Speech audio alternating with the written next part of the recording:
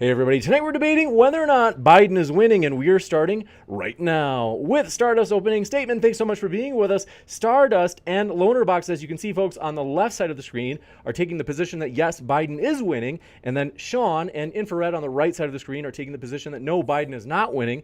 Thanks so much, StarDust. The floor is all yours. All right. So I personally do think Biden is winning. I think he's done a lot of really great things. Just to start, I think the Violence Against Women Act was something that he in the 90s had authored himself. Unfortunately, the Trump administration allowed it to expire, but he recently reauthorized it and strengthened it. He also has invested more in crime control and prevention than any president in history, approximately $33 billion in funding for crime control and prevention. There's the American Rescue Plan of 2021 that we can talk about, the CHIPS Act, and even the way that he's handled Ukraine has been, it pretty much made America leaders on the world stage. And the Inflation Reduction Act is something that I really do think that he's done really well with. He has invested in climate change and he's invested in healthcare. And I think that these are all like really good starts for us. You got it. Thank you very much. We'll kick it over to LonerBox. Thanks for being with us, LonerBox. First time. Thrilled to have you, and the floor is yours as well. Yeah, thanks for having me. So yeah, I'm pretty left wing. I would have definitely preferred someone like Bernie over Biden, but I guess our ideas aren't as popular as I'd like them to be in my country or in America. So we have to make do with what we've got. And at the moment, I'm kind of pleasantly surprised, like, especially given that there's basically a 50-50 split in the Senate and America's been quite known for being very gridlocked. But the bipartisan efforts of Biden have resulted in an infrastructure bill and child tax credits. And I didn't think student debt forgiveness was a massive political priority, but it's still a nice thing to see given the costs in America. As for his foreign policy, it felt like the drone war is all but ended. If you look at the number of drone strikes that were landed on places like Somalia, Iraq, or other places, like it's kind of plummeted under Biden compared to Obama and especially Trump. The Afghan pullout, I'm very impressed that he had the courage to do that when Obama said he would, Trump said he would, and finally someone did it. And as for Ukraine, yeah, I think it's been pretty exceptional. Like they've really made a name for themselves on the world stage. And yeah, he's done a pretty good job at keeping those Ukrainian bioweapons still hidden. So, nice one. You got it. Thank you very much for that opening as well. And as mentioned, folks, the title for our panel tonight is Biden winning? In particular, of course, is he succeeding as president is what we mean by that. And on the right side of the screen, we're going to introduce Sean and Infrared, who would take the position that no, Biden is not succeeding. Thanks so much for being with us. Sean, good to see you. The floor is all yours for your opening as well. I don't know. I was supposed to take the position that he's not winning. Like Biden's doing amazing. Biden pulled out of Afghanistan. It was stellar. The images were beautiful, crisply well done, well played. Inflation got out of control, but he said, you know what? I'm going to step it up, pass the Inflation Reduction Act, which definitely didn't just spend a lot of money on completely different priorities other than inflation. Nailed it right there. He's uniting the country. He just talked about how you can't share a country with MAGA Republicans, and it's not like 74 million people voted for that guy. So nailed it right there. I think Biden is killing it in every regard. You got it. Thank you very much. And then we'll kick it over to Infrared. Good to see you again. Infrared, the floor is all yours for your opening as well. I don't actually think anyone believes Biden's winning at anything. Actually, I think on both counts, he's fucked up the economy to the point of that it's even unrecognizable. As far as American standards are concerned, we have this out of control supply chain crisis and inflation crisis that's been exacerbated by these unsecured debts that have been through the printing of money secured and backed by literally nothing at all. We're starting to see the effects of that. I mean, we're in a recession right now, if we define a recession by 2 consecutive periods of downturn. But even by the mainstream media decide to change the definition of what a recession is. But even the economists and Powell and the Federal Reserve are saying that, yeah, it's going to take a miracle to prevent even what they would consider a recession. So, yeah, we're on our way for our economy to be headed toward basically a collapse. The international monetary and economic system is itself going to collapse because of the energy crisis in Europe that's going on, thanks to Biden's very W strategy with regard to Ukraine, basically cut off all of the supply of energy to gas to Europe, make the Europeans and the Germans freeze, destroy and devastate the European economy, as well as like the subsistence of Europeans. Like, how are they going to fucking warm themselves in the winter? We don't have a plan for that. We are like, this is the meme where it's like everything is burning, but the Biden supporters are saying, yeah, everything's fine right now. They're coping now with this deranged dark Brandon meme, which is, I guess, like some kind of psychological copium in the midst of this overwhelming destruction brought about by the Biden administration. He has done absolutely nothing to reorient the economy to any substantive basis for the production of value. Our dollars are backed by nothing at all. He's throwing more money with student loan forgiveness, just print more money, I guess. You've printed enough. Why not print some more? And then what else and I guess he's pro-abortion too. So if you care so much about abortion, I guess that's the thing that matters the most.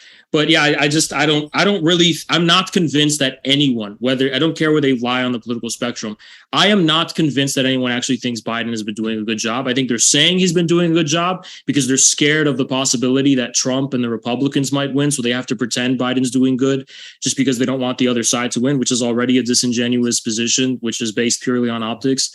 Yeah, that's all I have to say really for now.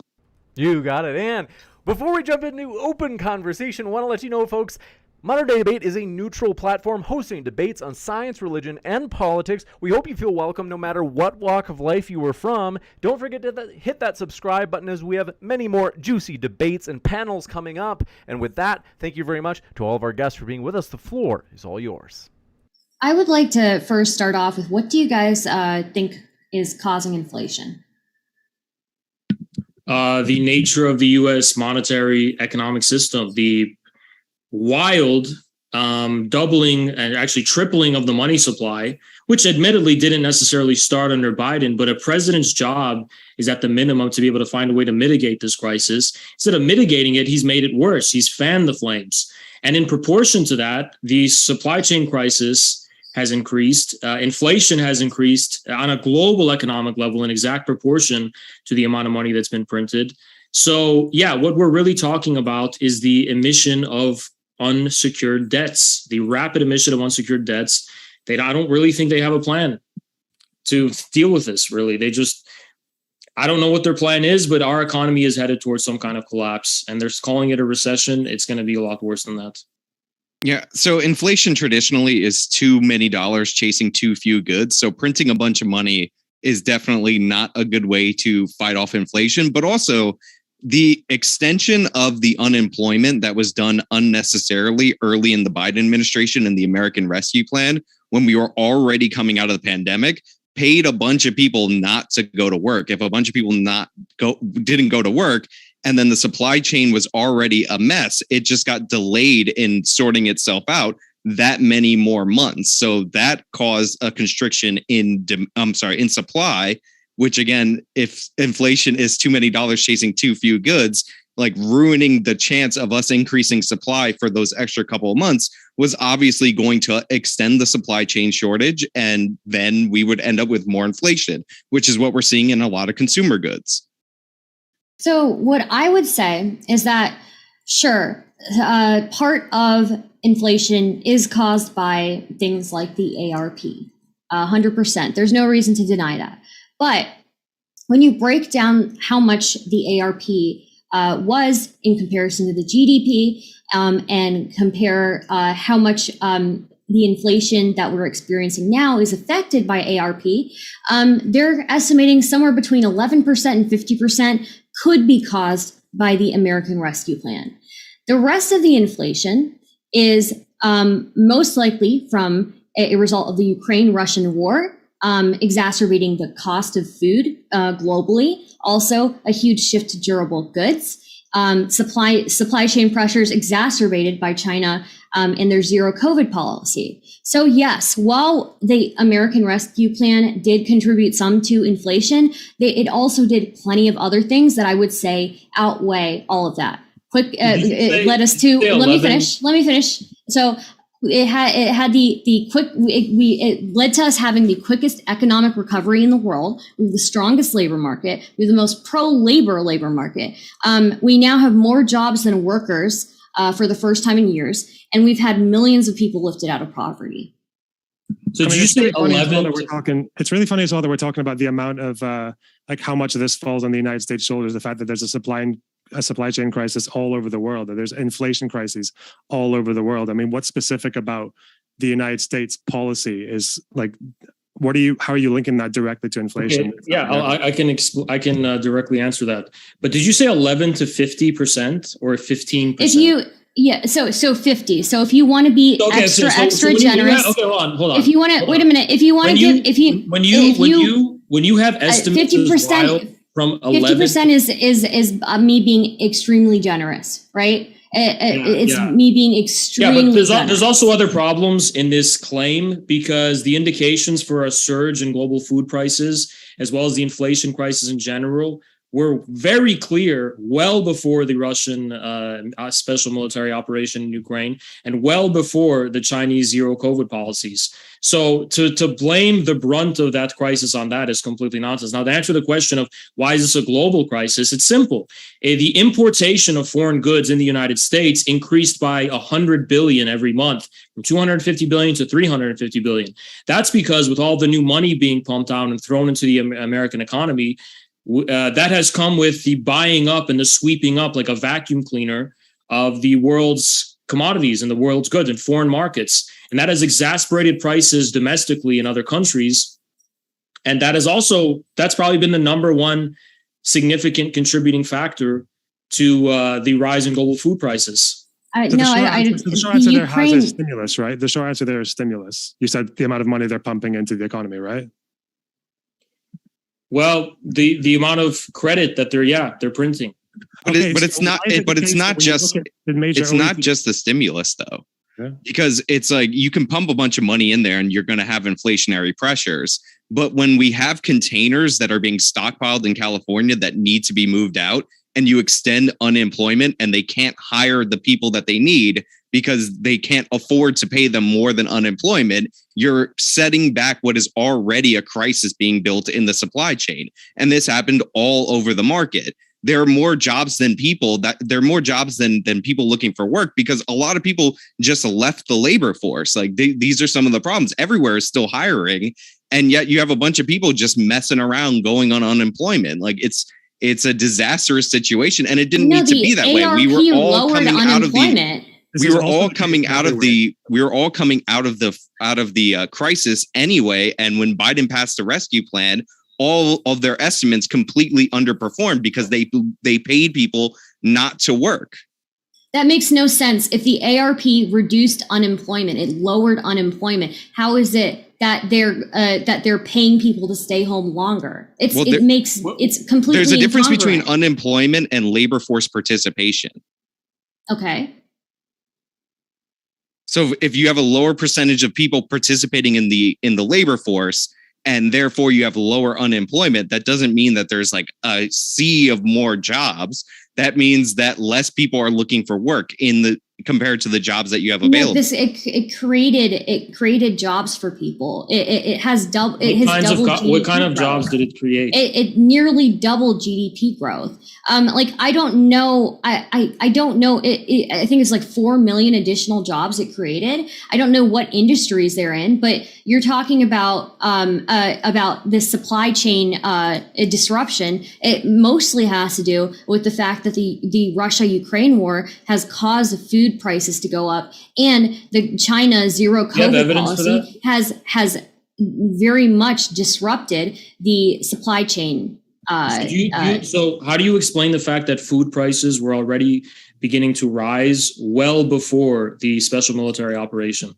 Because we were coming out of a pandemic, Okay, so which one is it? Because we were headed toward a rapid surge in global food prices, and now you're just saying that it's because of the special military operation, even though, and by the way, no, you're wrong, because if we were coming out of a pandemic and we were coming out of the lockdown sphere, then we should have seen indications that the global prices of food would have been going down, right? But the opposite was true. It was going No, up. we absolutely wouldn't, because when you have a global supply chain disruption, an unprecedented one at that, yeah, it does. You would expect it to take time for things to realign. Like, yeah, of course, that just because. Okay, yeah, but the essence of the gentlemen, forgive my interruption, but just want to let you know, as planned, we're going to have Maddie Cakes join into the dialogue, as well as, to keep it balanced, we have a conservative guest as well jumping into the conversation, and then we'll kick it right back to you, Haas, as I didn't mean to interrupt you, but thrilled to have Joel here with us, as well as Maddie Cakes. Thanks for being with us, Joel and Maddie Cakes. Appreciate you entering into the conversation as you were infrared. Thanks so much. Yeah, I was just going to say, one of the reasons why there's a relationship between the global supply chain crisis and COVID is because with COVID, again, we had all these stimuluses, not only stimuluses, we had these checks given to people for consumers to buy goods. So there's this rapid increase of demand of goods, but the actual means to produce those goods is no longer being defined by the market. So all of a sudden, there you have a demand for goods without any regard for the supply chains that produce those goods and distribute those goods. So it all is coming back to this like tripling of the money supply that can't account for the way things are produced in the first place. Usually we have like a manufacturing base. We actually have a basis for the value of the dollar, right? In some kind of way. And that exchanges for other goods. So there's equivalences going on, right? That completely disappeared. So when you're just blaming COVID, you're just brushing the surface. You're not. We're not blaming COVID. We've named several different reasons. Also, the civilian labor force participation rate has actually been rising. It is almost back at pre-pandemic levels. Okay, but they're not participating in any kind of labor that actually produces economic. How do you know that? Because American manufacturing has not. I'm going to cite something called common sense, and it means the shit that actually produces real, tangible things. I haven't heard of her.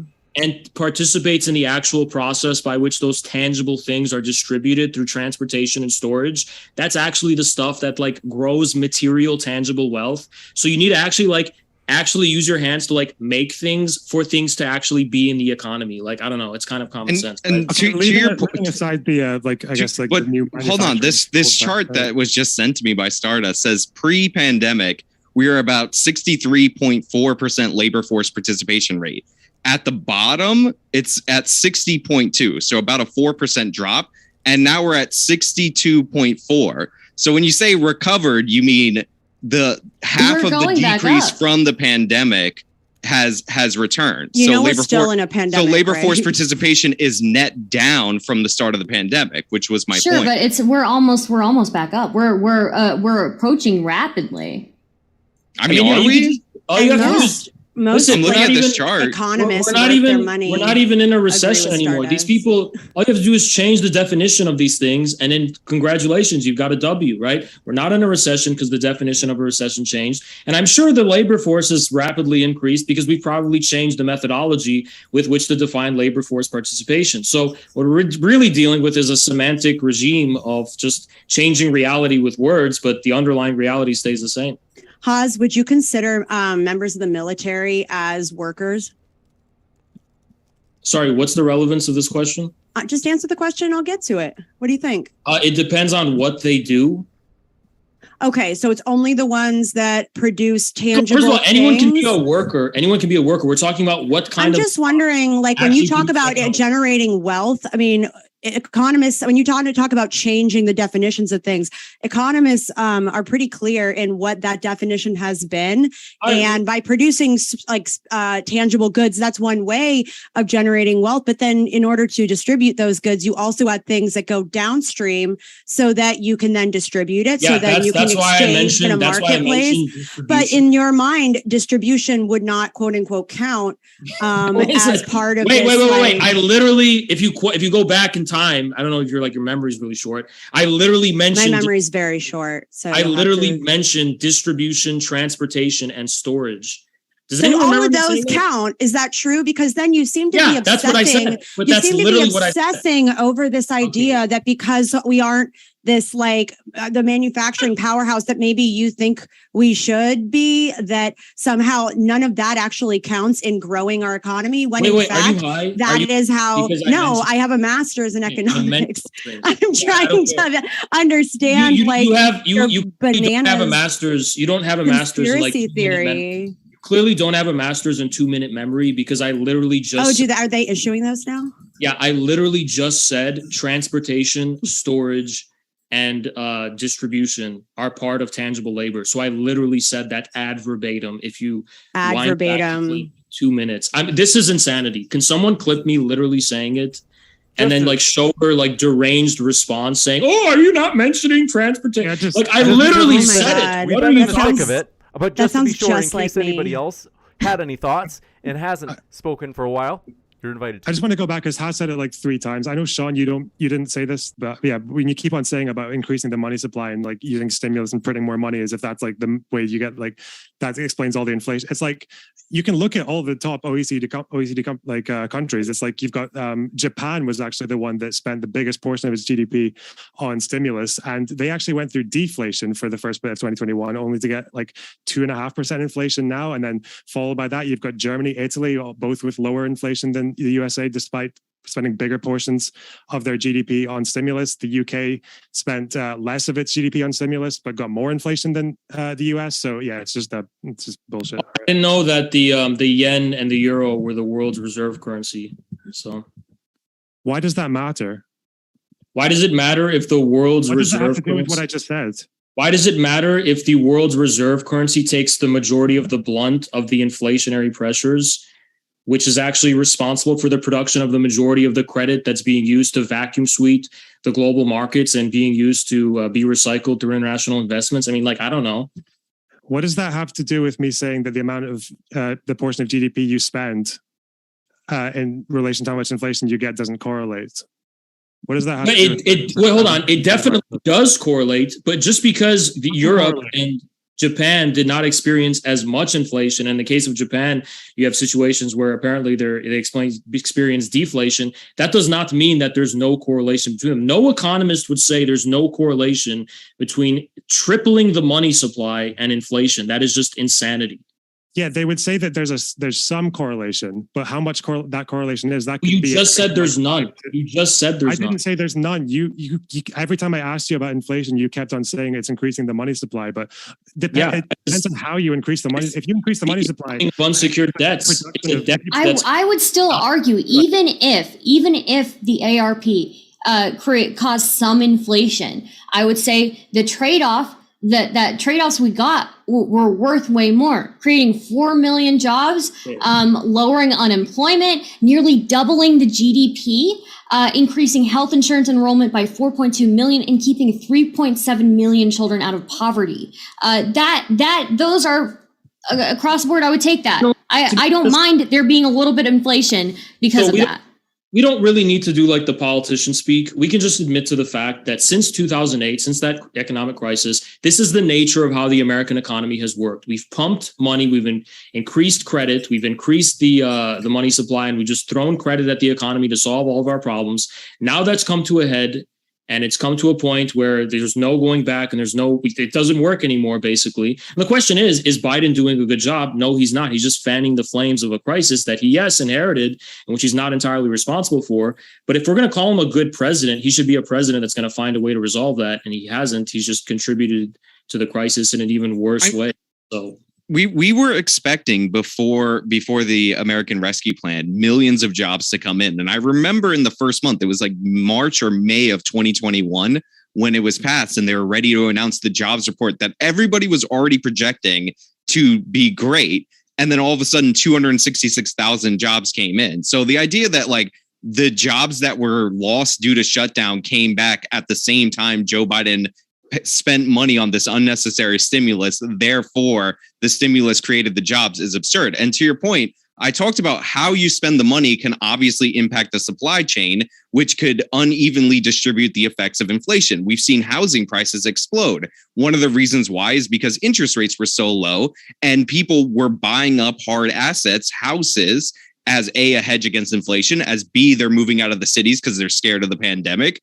And we also had supply chain shortages in lumber and all these other building materials, which also further constricted the supply. So the price increases are going up unevenly, but like everybody should already know this. So if you're like, oh, it didn't happen the same way in the UK or in Japan. Well, did Japan direct a bunch of money towards real estate or a bunch of low interest rates towards real estate, which caused a bunch of people to borrow and then move into that real estate at the same time when we were not shipping that containers from California, which had lumber and all this stuff that we would have needed to build new stuff? I don't think so. Maybe they did the same exact things. Maybe they shot themselves in the foot twice as well. And it just worked out differently, but I doubt it. Wait, is someone streaming to Twitch right now?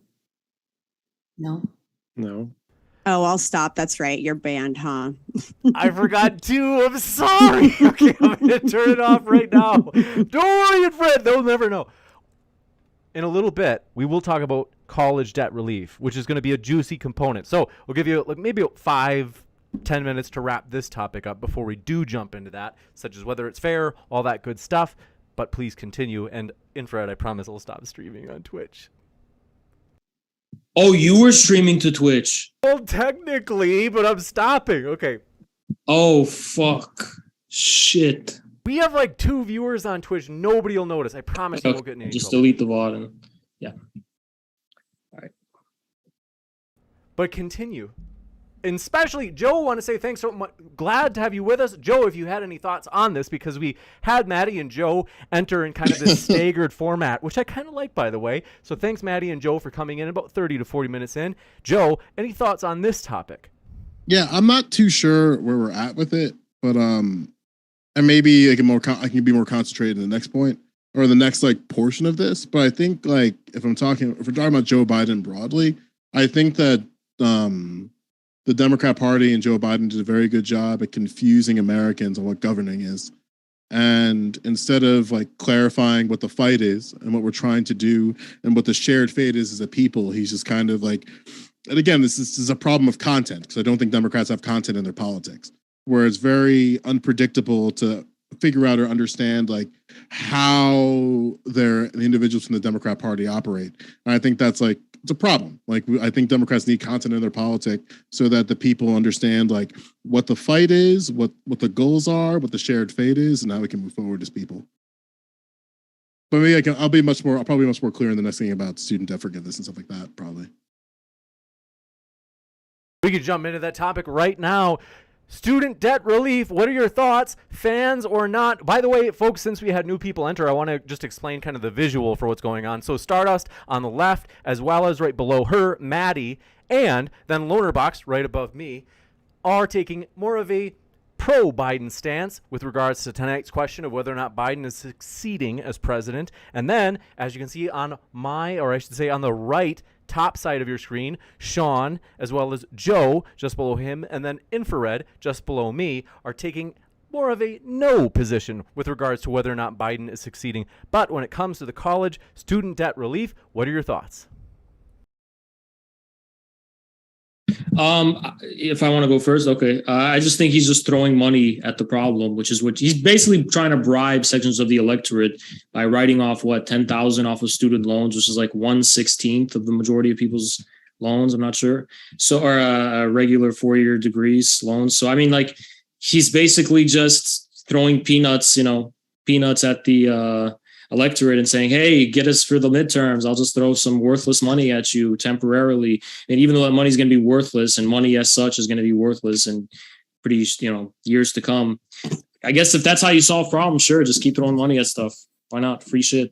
Yeah, money doesn't matter. Everything's made up. As Biden cancels some of this debt, let's just remember why this debt exists in the first place.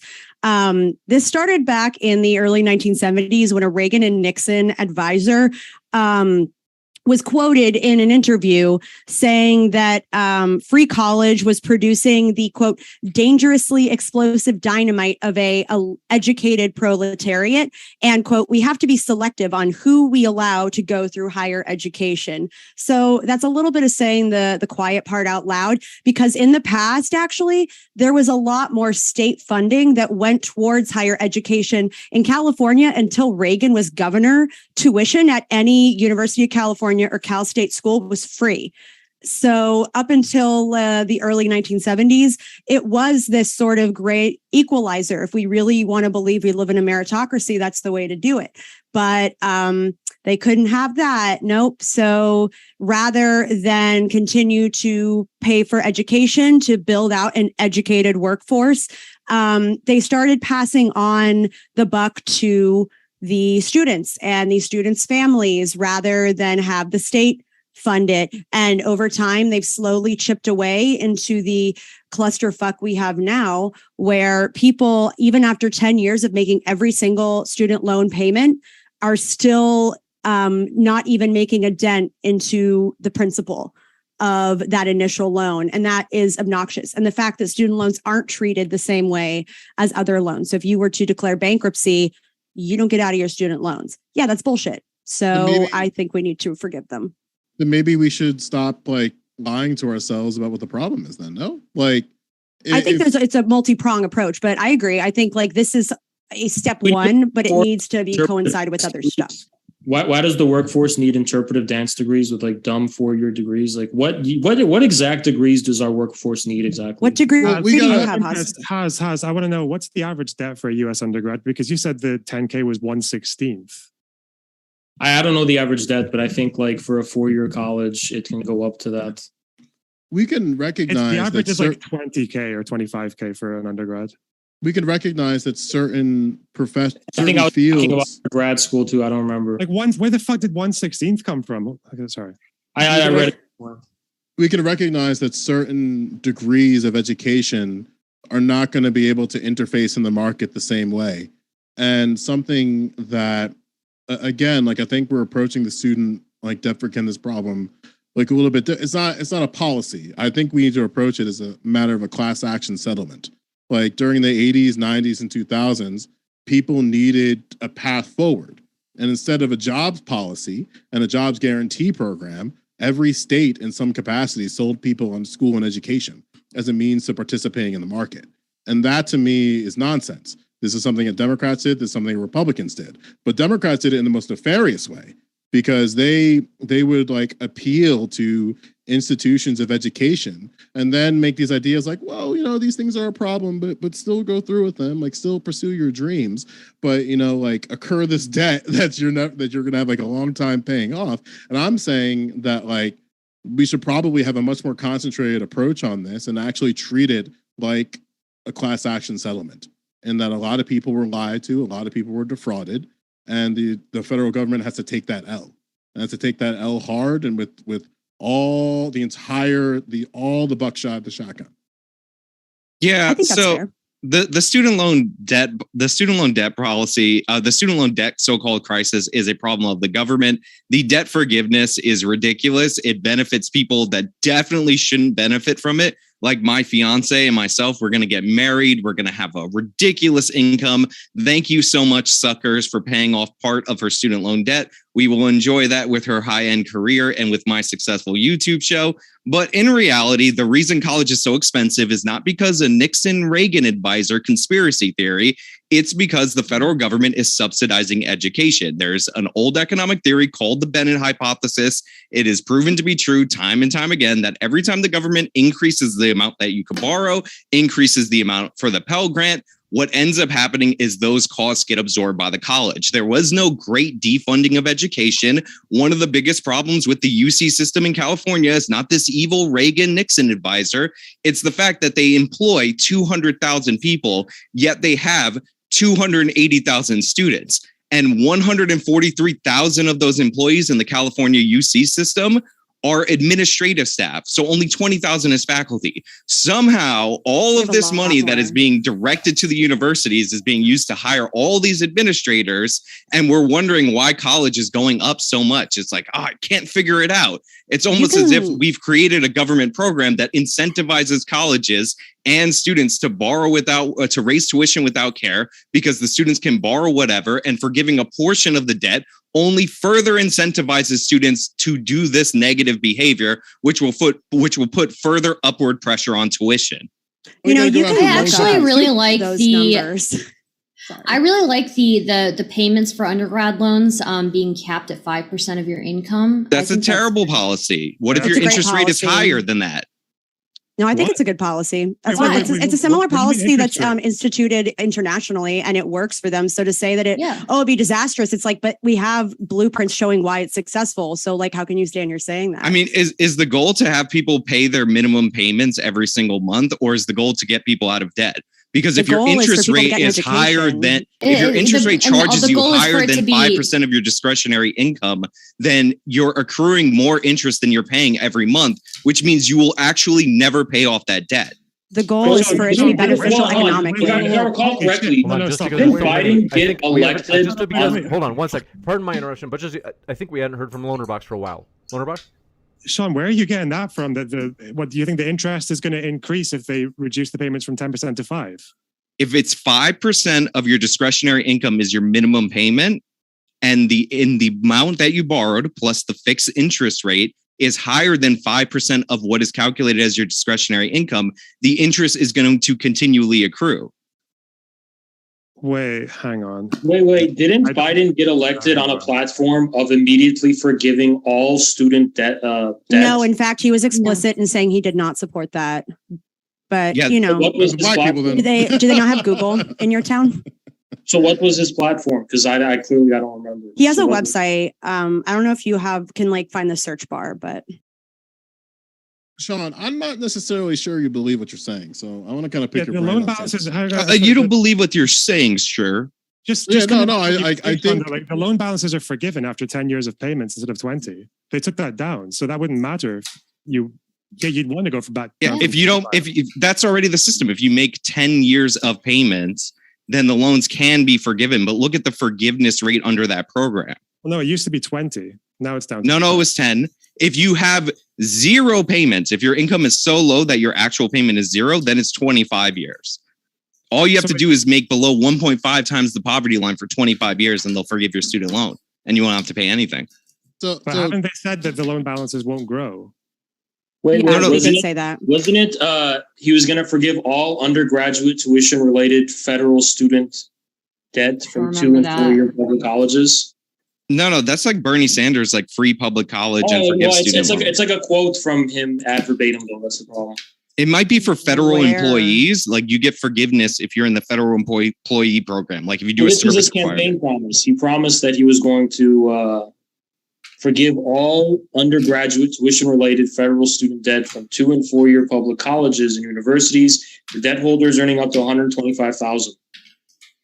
So I it kind don't of seems like remember he's this, like, but kind of like it's a little. That watered was down. not like a Yeah, I stated. don't- Where are I you don't getting this remember- from? yeah, Okay, but this is a direct quote from Joe. From where? But from where? Like what Okay. interview? Wait, how much do people borrow on average from public This is like universities crazy over the course of gaslighting. 4 years? I don't think that matters, Sean. Wait, because where do I- where can I what It does matter because he might have said that he might be right, and okay, because cool. you borrow No. less for public colleges, so he might have said this 10,000 was toward that. So he Alright, cool. could be right. The link That is doesn't in the matter. chat. That doesn't matter. It It doesn't It link matter. literally so- is all like the question- semantics and dumb. the I'm question getting I have- dumber. the So question by I the way, have, the Sean- 10K that people are getting forgiven it's for everyone making less than 125K for individuals, and then and it's 250K for married couples. So it's very specific who gets that forgiveness. I do think that the payment for undergrad loans being capped at 5% of your income is really good. I think that we want to make things affordable for people so that they can live healthy lives, contribute to the economy, invest in things while still paying off their student loans. So But- where does the money come from to fund that? Where do you think money comes for anything to fund anything in the government? Let me ask you that question. Do you want Where me to does draw you a money picture? actually come from? Where does the value of money actually come from? Can you answer I'm that not question? getting in this philosophical bullshit debate. It's not We're going to get high. I feel like money is supposed to be. I'm trying to ask Sean. Okay, I feel like money is supposed to be a proportion. You guys keep. Sorry, Joe. Hold on. You Let's know hear what? Joe. Yeah, let's hear Joe's question. Let's hear Joe. I'm trying to ask. Let's hear Joe's question. So Sean, like, what did you go to school for? Like, you mentioned that like student loan forgiveness doesn't like affect you. I went to school for criminal justice. No, I didn't say it didn't affect me. I said I benefit from it. Thanks, suckers. Like the inverse benefits of it, right? Is it a fair characterization that like for somebody like you, it's going to directly benefit you where it might not benefit for like other people? Is that what you were saying earlier? I was going to benefit my fiance. It's going to be awesome. Thanks, suckers. Yeah. So the question is why can you like any policy that benefits like okay? Thanks, LonerBox. Thank you. Wait. Let's got it, LonerBox. So like the thing that I'm curious about is, do you think every degree in the United States is able to interface in the market the same way that your degree can? I think that people on average who, first of all, I got a degree in criminal justice and I make YouTube videos, so I don't know if that's the best option. Secondly, I didn't. Can the average person? I'll clarify the question. Can an average person with a criminal justice degree interface in their field and interface with the market? I mean, you could get a job to that degree. What kind of jobs are available to you? Yeah, but the bunch of government positions. I had a bunch of people that went on to work at law firms and all kinds of jobs. Can those jobs, generally speaking, if you get them, pay off your debts? Yeah, sure. Is the same true for philosophy majors? Yeah, philosophy is one of the prerequisites for law. It's one of the most profitable degrees long term. I'm saying with just a degree in philosophy, can a person who graduates with a BA in philosophy be able to interface in the market? What jobs are they getting? What jobs are the philosophy majors? I don't know specifically what job fields they end up in, but I remember distinctly when people said we need more welders instead of philosophy majors, that philosophy majors made about double the amount of welders. So maybe you think it doesn't. Maybe you don't. Maybe you think it's less applicable than it actually is. What impact do philosophy majors have? Yeah, like that's my point. What impact do philosophy majors have on the economy? What are they doing? How should I know? That's a problem, right? It's a problem that I don't know how a specific degree would interface with the economy. Does a discipline have to be profitable in order for it to derive value to society? So I think, look, you're using the word profitable. Like you realize things don't come out of thin air. Like somewhere along the line, we actually have to make real things and real shit to exchange them for other real goods. Like this doesn't just come out of thin air. Like if we want to buy the goods on the global markets to consume or to use in some kind of way, we have to exchange those for goods that we produce. There has to be some kind of equivalent. We can't just print money out of fucking thin air and just expect that somehow not lead to a supply chain. Does this feel condescending when somebody like lectures you like this? I'm just kidding. In my field of expertise, yeah, I love it. It feels great. I'm with you. But I asked you, hold on. I asked you in your field of expertise where the value of a given currency comes from. You're asking me, you're like, do you understand that when you trade a good and service for money, that money has to come from somewhere? Like, thank you, Dr. Obvious. My God. Okay, so glad we're allocating time for this conversation. Okay, where does the value of a given unit of currency actually come from? It comes from a lot of different places. Do you want to talk monetary policy? Do you want to talk like currency exchange? I'm just saying, like, you seem to be under the impression. I know. I was interested in where Joe is going with that. You seem to think we can have like an economy full of like a bunch of like overeducated, like over professionalized, interpretive dance degree people. Like, how is that? That was what my master's thesis was on, was interpretive dance economy. No, I'm with you on that. Like, I don't see the value in the market in getting a degree in ballet. I don't see a value in the market getting a degree in dance, art history, philosophy. But like, even if you think about it, it's not even just the market. It's what the market is downstream from. It's like, how are actually real things produced? So, like, where does the actual real economy who do you think administrates those large scale industrial operations? Who do you think runs like the actual operation of it? There's not just people. Few industrial operations, and we have too many administrators. That's exactly just to hear the last. Go ahead, Maddie Cakes. Will give you about 30 seconds to get that out, and then Haas, once she's done, it'll be easier for us to hear both of you separately. I think it's incredibly naive to devalue what are called often softer sciences, or saying, oh no, everything should be STEM, everything should just be applied, whatever, because there's so much value that and other skills that you develop in the more liberal arts type studies that do, if you want to measure success by profitability or having sort of influence in generating wealth, generating value, there's a lot of value in those softer things. Take this as someone who lives in Silicon Valley and works with a shit ton of STEM people. The thing I see that is their biggest downfall that is often prevents people from moving up the ladder or actually making something substantial is the fact that they have terrible communication skills. They're brilliant in terms of like programming or building something, can't communicate what the value is or how to use it. And that's where they fall short. The people that end up doing well are the people that have actually invested in developing those softer skills. So I think, again, I just think it's really naive to make that assumption. And it just demonstrates kind of a lack of scope or lack of perspective. It kind of sounds like a typical bureaucrat's excuse for wasting people's time. I don't know why you need a 4-degree waste of your time to learn communication skills. I'm not sure that's down to people not getting a 4-degree year degree. I think that's more. People could use it. I think it's more down to people not getting enough social skills, the way they're like raised. And then second of all, you said, you're devaluing the softer sciences. We have the internet. Anything you want to learn about philosophy or anything else, you can learn it all from the internet. It's a complete waste of time to expect you to have an economy based on giving people loans, to take out loans, to spend money, to have it taught to them in an institutionalized, straitjacket way, where they're not even able to learn the critical thinking skills with which to even apply this in an independent way. They're just going to learn the standardized testing and, how do you have these? It's just a waste of people's time. Why standardize it? You can learn all of that on the fucking internet. Meanwhile, you said, who actually administrates all these industrial operations? The problem with our economy today is we have too few industrial operations and we have way too many of these administrators. We need to go back and revitalize the actual substantive base of our economy. Have you ever worked in a factory, Haas? Yeah, I've worked in a warehouse for a summer. So yeah. For a summer. Okay. Thank you. Are you against the infrastructure? Be relevant, by the way. What a stupid Yeah, Maddie, I gotta disagree. I know Joe disagrees with me. Yeah, go for it. Yeah, like the frustration I have is that, listen, I'm not going to discourage Black folks getting degrees in Black and Africana studies, but I'm not going to sit here and act like there's a whole career path for all those lovable Black folks getting degrees in Black and Africana studies, because there is nothing there. You're just going to go right back into the institution that gave you the degree in the first place. I don't think that's okay. And there's like a lot of fields that are just sort of like self-feeding monsters, where it's like, what is a degree in music performance going to give you in the actual economy of the gig economy that you're entering into? Nothing, unless you're really, really lucky. And even if you're not lucky and incredibly talented, then you're already going to be sucked out and not get the degree in the first place. And I think that's something that Joe Biden needs to do to show that he actually understands the game, is that just calling it out on its bullshit,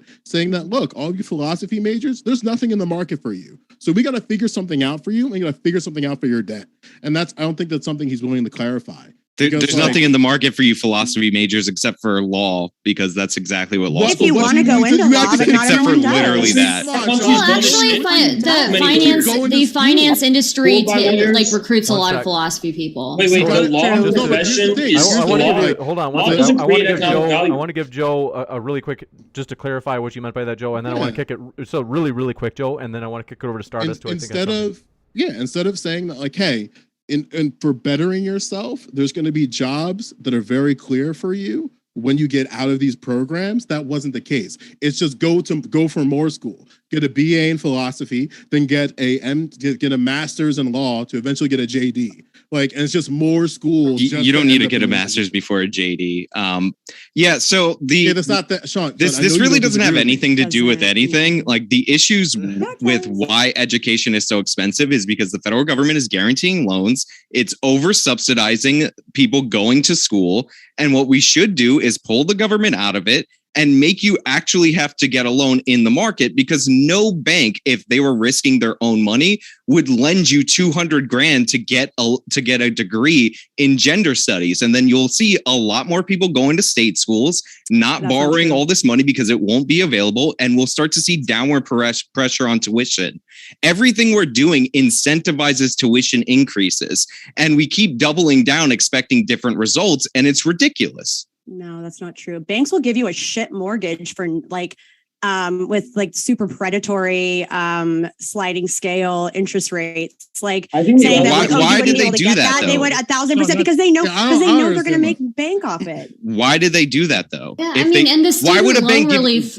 The reason they gave out those subprime loans is because Fannie Mae was buying them.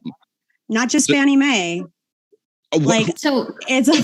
Because somebody else was buying them. That's my exact point. Because it's risky. But sorry, StarDust. I think StarDust wanted to talk. Well, look, I just wanted to say, like, the student loan relief plan from Biden came in a whole bunch of different phases, and I think we're getting hung up on things like just the forgiveness, right? I brought it up before, but like the capping on based on income, that was interesting. That was, I think, a really good idea.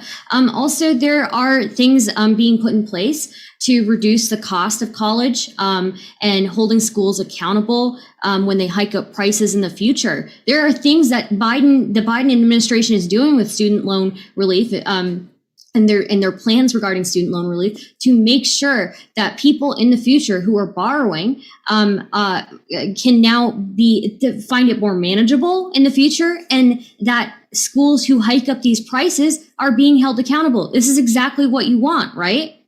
No, because what happened is the system did not fundamentally change, except now students have it in their mind that they can borrow more because it will be forgiven if it gets worse. So all the incentives are pushing tuition up, and this furthers those incentives. So the idea that they're going to hold them accountable, they're going to go to a university and wag their finger at them. Well, congratulations. That is not going to beat out the fact that all these lending institutions are going to be encouraging young people to borrow more and more, because guess what? Through executive order, they already forgive 20K. Just wait. When it gets really bad, we're going to forgive 30K. We're going to forgive 40K. That's only for Pell Grant recipients. I don't know if you've looked at what the requirements are to qualify for a Pell Grant, but these are people that probably need that relief the most. Unless you just want higher education to just be for kids of the wealthy, then sure. And then again, let me reiterate: the 10K only goes to people. The 10K is only for people who, as individuals, are making less than 125K and less than 250K. Those as broke married ass couples. motherfuckers making under 125. Back to the original topic. Bring us back to the original topic. Listen, Infrared, go ahead. I want to hear Infrared. Okay, sure. Okay, just to bring it back to the original topic. Here's the issue: Trump, whether you agree with it or not, had a plan for bringing our economy back. He said, want to have all these tariffs, want to bring back domestic industry, want to bring back real manufacturing and real jobs for America, revitalize our manufacturing industry. That was his plan. He at least had one, right? Biden doesn't. Biden's plan is, I'm going to throw money at all these people. I'm going to forgive all this debt. I'm going to throw money here, throw money there. Where the fuck is the money coming from? What plan does he have to actually make our economy stronger and at the actual level of like the real economy, not just like the level of numbers and definitions, because they're starting to just change the definitions of what growth means. They're saying after 2 consecutive periods of growth, that's not a recession anymore. They're just changing the definition of what that is. It's ridiculous. That's the only plan Biden has, is to, in an Orwellian way, just redefine all of the ways we use to measure economic strength. Listen, I have no idea why anything that he just said was relevant to the student loan stuff. Like LonerBox. I just want to come back to what Sean was saying. LonerBox is talking. Sean, you keep implying that people are going to borrow more, but like you can only borrow what you need for your degree. It's not like there's going to be more debt relief, and then suddenly all the people from the fucking ghetto are going to like overrun Harvard next year and shit. Like, yeah, you borrow what you need for your degree. So Once again, the Bennett hypothesis, all these influxes of cash into the college system are absorbed by the institutions. So they will raise tuition knowing that the federal government is still guaranteeing these loans, which is part of the problem in the first place. And students are not going to be as worried about the price because it's already been forgiven. Like, your system only works if we pretend that humans don't respond to incentives, which, spoiler alert, is not the case. We've been trying the same thing over and over again. Now we've added an even more corrupt incentive into the system, and we're going to see negative results. What we need to do is tell kids, you don't need to dorm. You don't need to pick your college based on which one has the best water park. Go in-state, go to a state school. It's much cheaper. Commute, stack your classes in single days and get a job, and you can afford it. This is exactly how I did it. So like, that's assuming then that that's somehow better. And like, if you do that, then you'll be debt free, or you won't fall into this horrible cycle of having 30 years of debt piled up where you've already paid back the principal, sometimes almost twice the amount. Like, these are state college graduates that are suffering from this. In a lot of cases, there are people that went to an in-state school, but because of the financial burden, because of how much it took them to not only be working and sometimes working full-time while going to school at night, they simply couldn't afford to finish their degree. So they're paying back student loans for a degree they weren't even able to finish. So trying to make it seem as, oh, if you just do this stuff, you pull yourself up by your bootstraps, then all of a sudden it's going to be fine. No, that's bullshit. And the data shows that that's bullshit. And in fact, like, you say, oh, well, the colleges have been doing it like this and it hasn't worked. But like, our entire system was structured not that long ago where the government did pay a lot more per student at community colleges and state colleges, state universities. And that's why it was so accessible, because that piece of the puzzle was being funded by the government, but instead they've passed that on incrementally over the last, 40 years. Why shouldn't the university system be destroyed? Why shouldn't there be a destruction of the college industry? Explain. Just blow everything up, pause, and then we can argue about definitions. First of all, the idea that the people driving student loan debt are in-state undergraduates is absurd. The average undergraduate tuition for an in-state resident is $9,000. If you look at the people who are the most in debt, they went to private schools. Most of them dormed. Look at the numbers; it's undeniable. Right? Hold on. That's bullshit. Pardon? That's bullshit. Okay, so the so you think that people are getting at a cost on average of $9,000 a year, you think people are getting to $200K? Hold on, Maddie, quiet for a second, because to be fair, you were interrupting Sean while he was talking. Go ahead, Sean, and then we'll kick it back to Maddie. So if the average cost for in-state when you don't dorm is around $9K a year, you think that the crazy numbers that we're seeing of $200,000 is somehow gotten to by there? Like, how did they do that? Sean, these aren't the people who are getting relief from the debts, though, are they? Yeah. It's people making under $125,000 a year. That's a good amount of money. Married couples making under $250,000. Yeah, but obviously, if you're talking, like, any policy is going to sometimes benefit people who are earning a lot. But like, if your student debt is like really, really high, then $10K off is nothing. Like, the whole point is to benefit people who paid less. I don't know why you keep for those who are so happy about the student debt thing, how what is your time? Just to hear the last sentence from LonerBox, I promise will come right to you. It's I couldn't hear the last thing you said, LonerBox. I forgot. Doesn't matter. Go ahead, infrared. So for everyone who's so happy about this student loan debt forgiveness, I want to know what time scale we're on, because we're looking at an implosion of our economy with the next few years. So is this a W for a few months? Is this a W for a year? How long is this going to be a W for? Because this is not a systemic solution to anything. It's literally just throwing peanuts at an already suffering masses. It's alleviating some of their pain, maybe temporarily for a few months or a year or something. I mean, why is that a W? Why is it an accomplishment to barely try and heal some aspects of the symptom while doing nothing for the disease? Not only doing nothing for the disease, but exacerbating the problem, exacerbating the disease, not only on an economic level, but even on a political level with this increasingly divisive rhetoric, which is leading our country down the path of a civil war. How the fuck is this a W? I just want to hear an explanation. You're getting into the nitty gritty of the debt is structured in this way, the 10,000, 125,000. Why the fuck does all that matter in a time scale of just merely years? Why does it matter? Explain. Do you really believe that like the entire economy is going to collapse in the next few years and that like we're approaching a doomsday? Yeah. Like, is that your within the The next Orthodox basis of markets, your they'll say that position? every fucking year until it happens, then say I told you so. Yeah, that's how they do it. So the unserious. Federal Reserve and the top economists are all saying a recession is inevitable. It's going to The take top economists, Hedge the where did they go to economy. Hedge college? the U.S. economy and become a fucking millionaire. If you really believe that. Wait, if you believe that, don't like, think there's going to confidently. be a recession? Well, you're saying there's not going to be a recession, right? There's We're always going saying to be a that recession. It's just society is whether or not you're going to predicting it. There's collapse. going to be a recession next year. Is there going to be a recession next year or before next year? Okay, Within then that time, why are you not hedging the economy for 1 year then? You'll be Okay, a fucking so millionaire I'm just if you going do to that. type recession on Google since you're so fucking unreformed. Oh, they do Are have we in Google? kindergarten In your right town? now? What Why is don't going you- on? Why don't you just short the economy for a year? You'll be a millionaire. Do you want me to If you send believe you a that with that much Wikipedia confidence. article? Can we focus on the issue at hand, which Here you is go. I student mean- loan debt? Yeah, economist Right, Stephen please. Roach No, said I US think the economist Stephen Roach, this is on CNBC, says U.S. needs a miracle to avoid recession. Negative economic growth in the year's first half may be a foreshock to a much deeper downturn that could last into 2024. That's what he's saying. Is that guy like? Okay, What- like, but what's- is what's up that with that? a recession? Are you saying the recession equals a full economic collapse? Because you're talking very doomsday and you're like, why should we care about this when we should be Yeah. building a bomb shelter? From a systemic perspective, the current monetary, financial, and economic system that we have here in the United States cannot ameliorate this crisis. It's going to spiral into a collapse of the economy. Absolutely.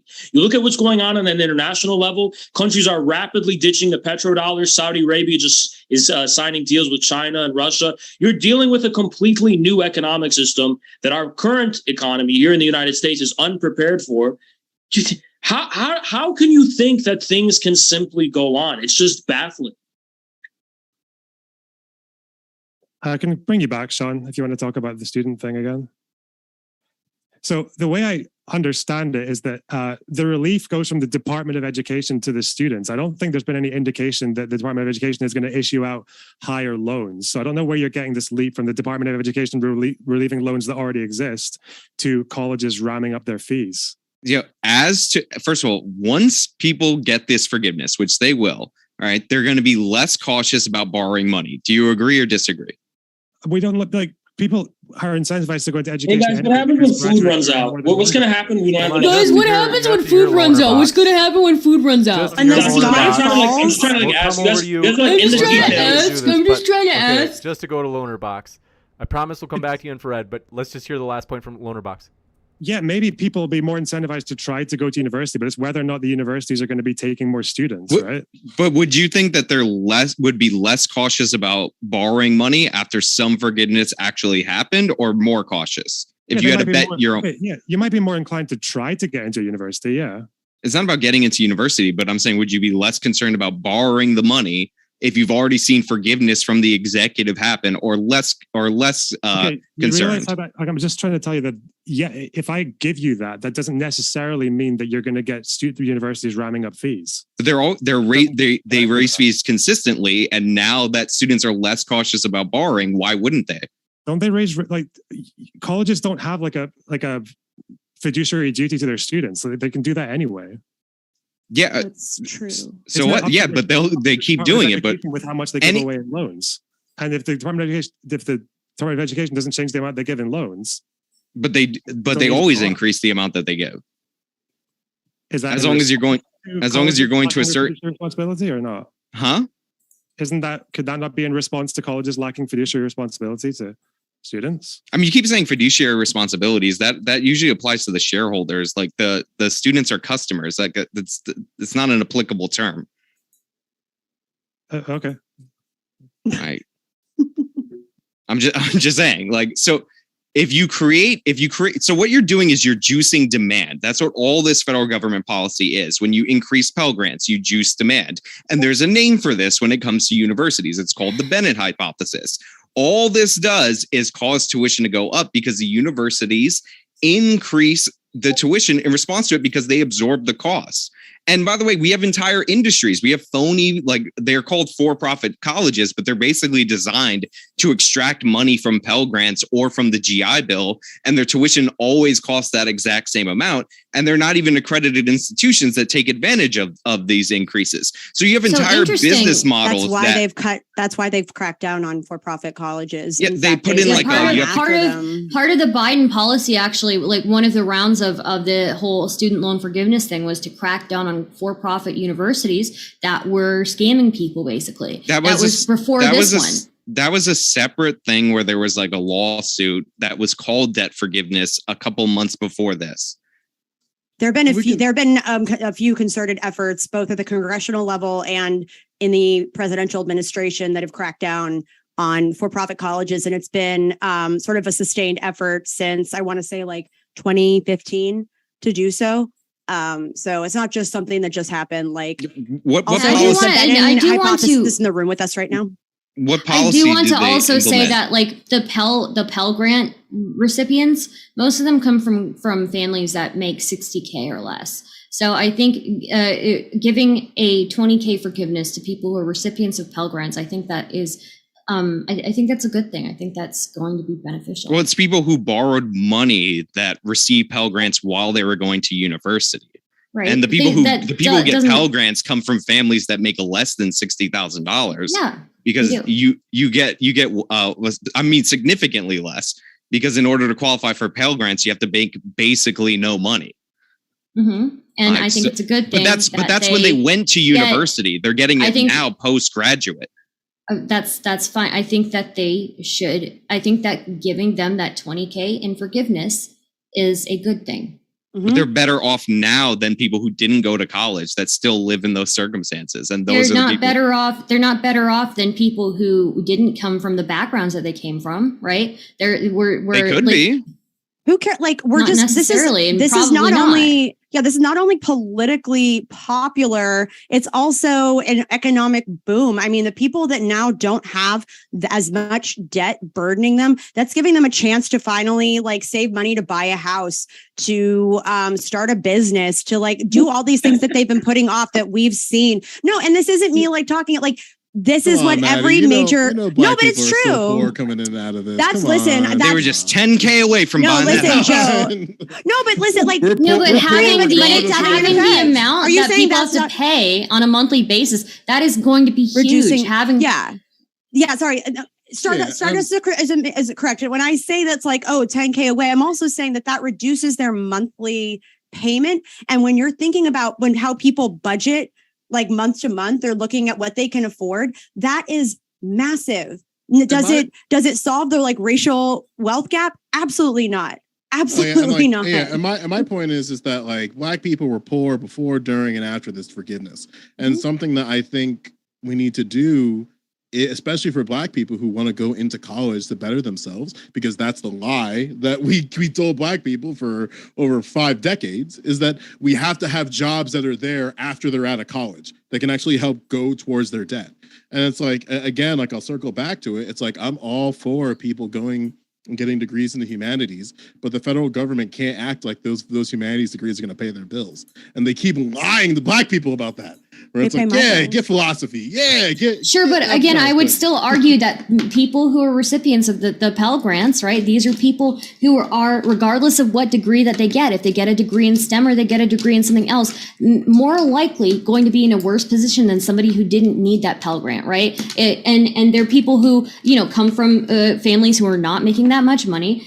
They're going to be behind on a lot of different factors. And I think that $20K forgiveness and then having the amount that they have to pay per month is a massive difference in their lives. They're going to be able to put away a little bit more money. You'd probably be better off with Pell Grants. If you go to a state school, it basically covers like the entire tuition. Like if you received a Pell Grant. Nah, son, I got a Pell Grant. That didn't cover shit. That didn't cover shit. And I went to school in 2010. Did you get a full Pell Grant? Yeah, I got a full Pell Grant. What school did you go in state to a state school? I went in state to a state school, and my Pell Grant didn't help pay for What all was of the it. tuition at your So I had to state take- school? I'm not gonna. Why is I'd had to look it Look, up. To, it to- depends on is the it really state. that It depends on unbelievable the that I'm you state. telling think you it it didn't. wouldn't? I'm Like- telling you it Yeah. didn't. I got the full benefit. Yeah. What's Well, I going want to on right know. now? I want to know what. I want to know this super expensive state school. I want to know Yeah, what I it live in New is. Jersey. My school, our schools are expensive as fuck. The Like, state I don't know. schools? What school was it? I'm Do not you gonna really tell you my not state depend? school Depends. there. He doesn't have to dox himself. I think. It's I not think doxing fine. yourself to say what university you went. It's gish Yeah. galloping. It's dumb. I'm a public Like- individual, and my handle is my name. I'm not going to tell you where I went to school, Sean. Right. I tell people where I went to school all the time. That's I'm Yeah, glad well, you you're a do, but I white don't. guy. good for you. Like, that's- Well, The rest funny, of us I don't. feel That's really like funny. you were especially sensitive when I talked about the food supply running out. Why were you so sensitive when I mentioned the food supply running out? Go ahead. Who was sensitive? Are you listening to the Student loan. conversation? I don't Because think that's he not how is. Russia's Honestly, I taking think the he's just national sitting supply there and afterwards.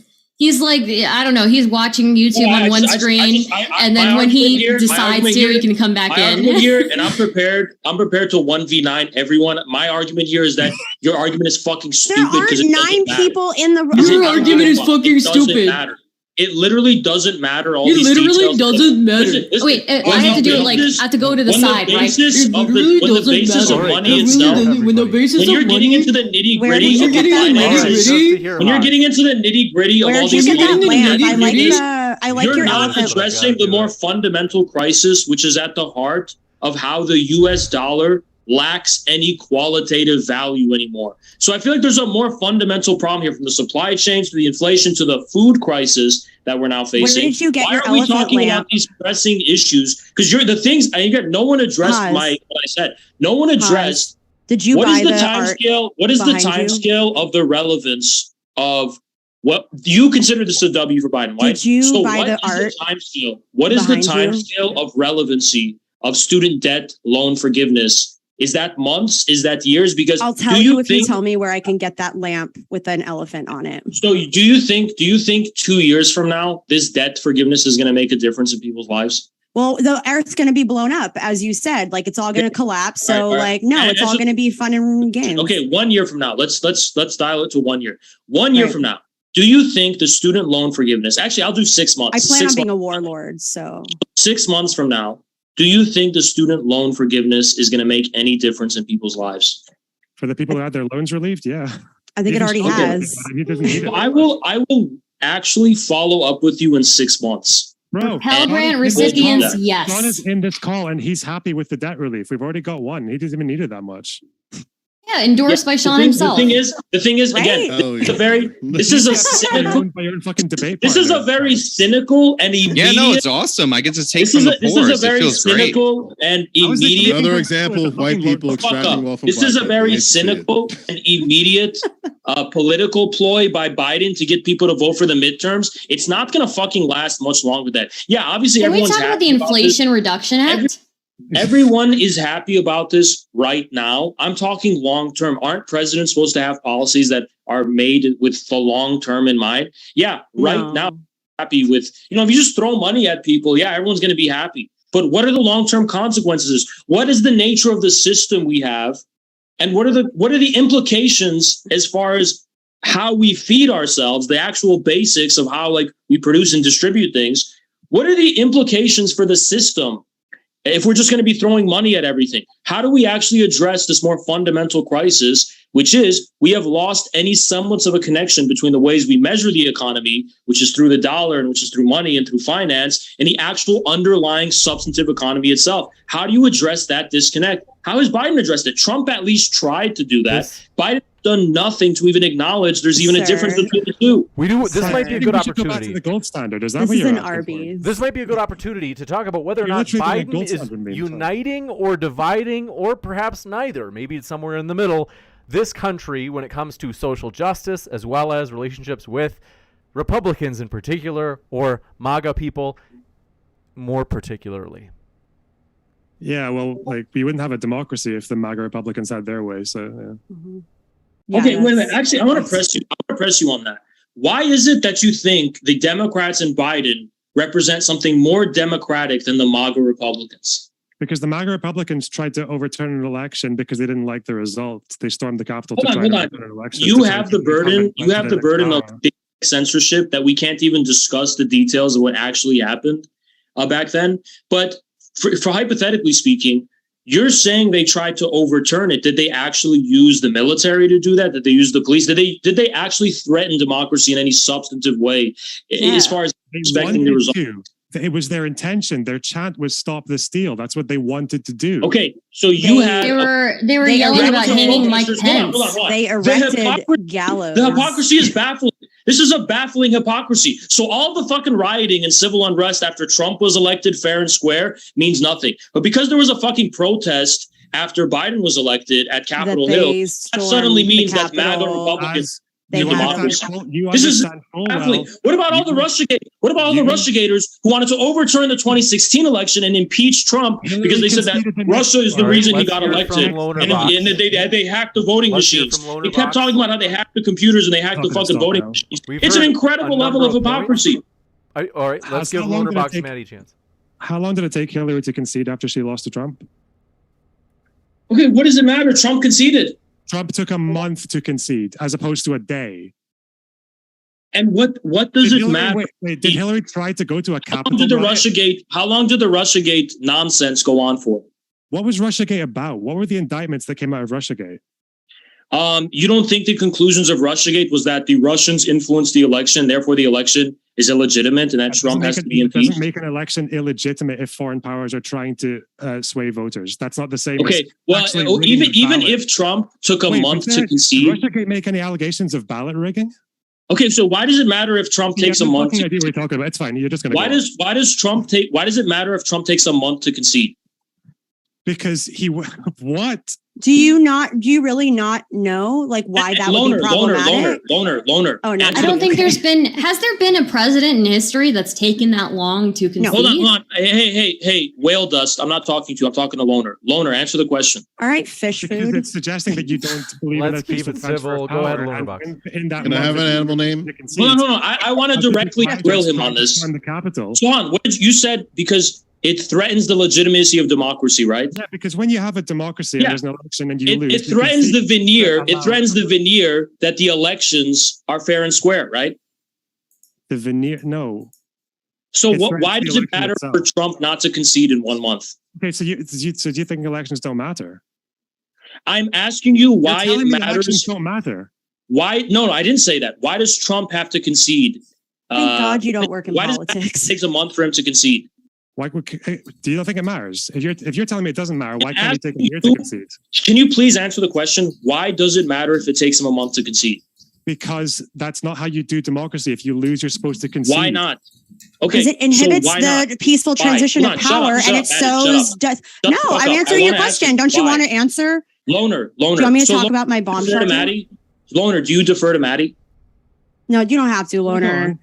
I'm a bit of a misogynist. I just wasn't sure because Haas seems very worked When does Whale Dust get to get in? So Maddie. Okay, whoever wants to stand in and explain why I was saying because it erodes the trust in election integrity and because it inhibits. So you Hush, I'm not done yet. I'm answering your question. I'm not done answering your question. Haas, I'm not done answering your question. You think the fucking FBI investigation did that? Haas, I'm not done answering your question. I'm sorry, Haas, but just to give her a chance to actually I'm not done answering your question. Go ahead, Maddie, answer.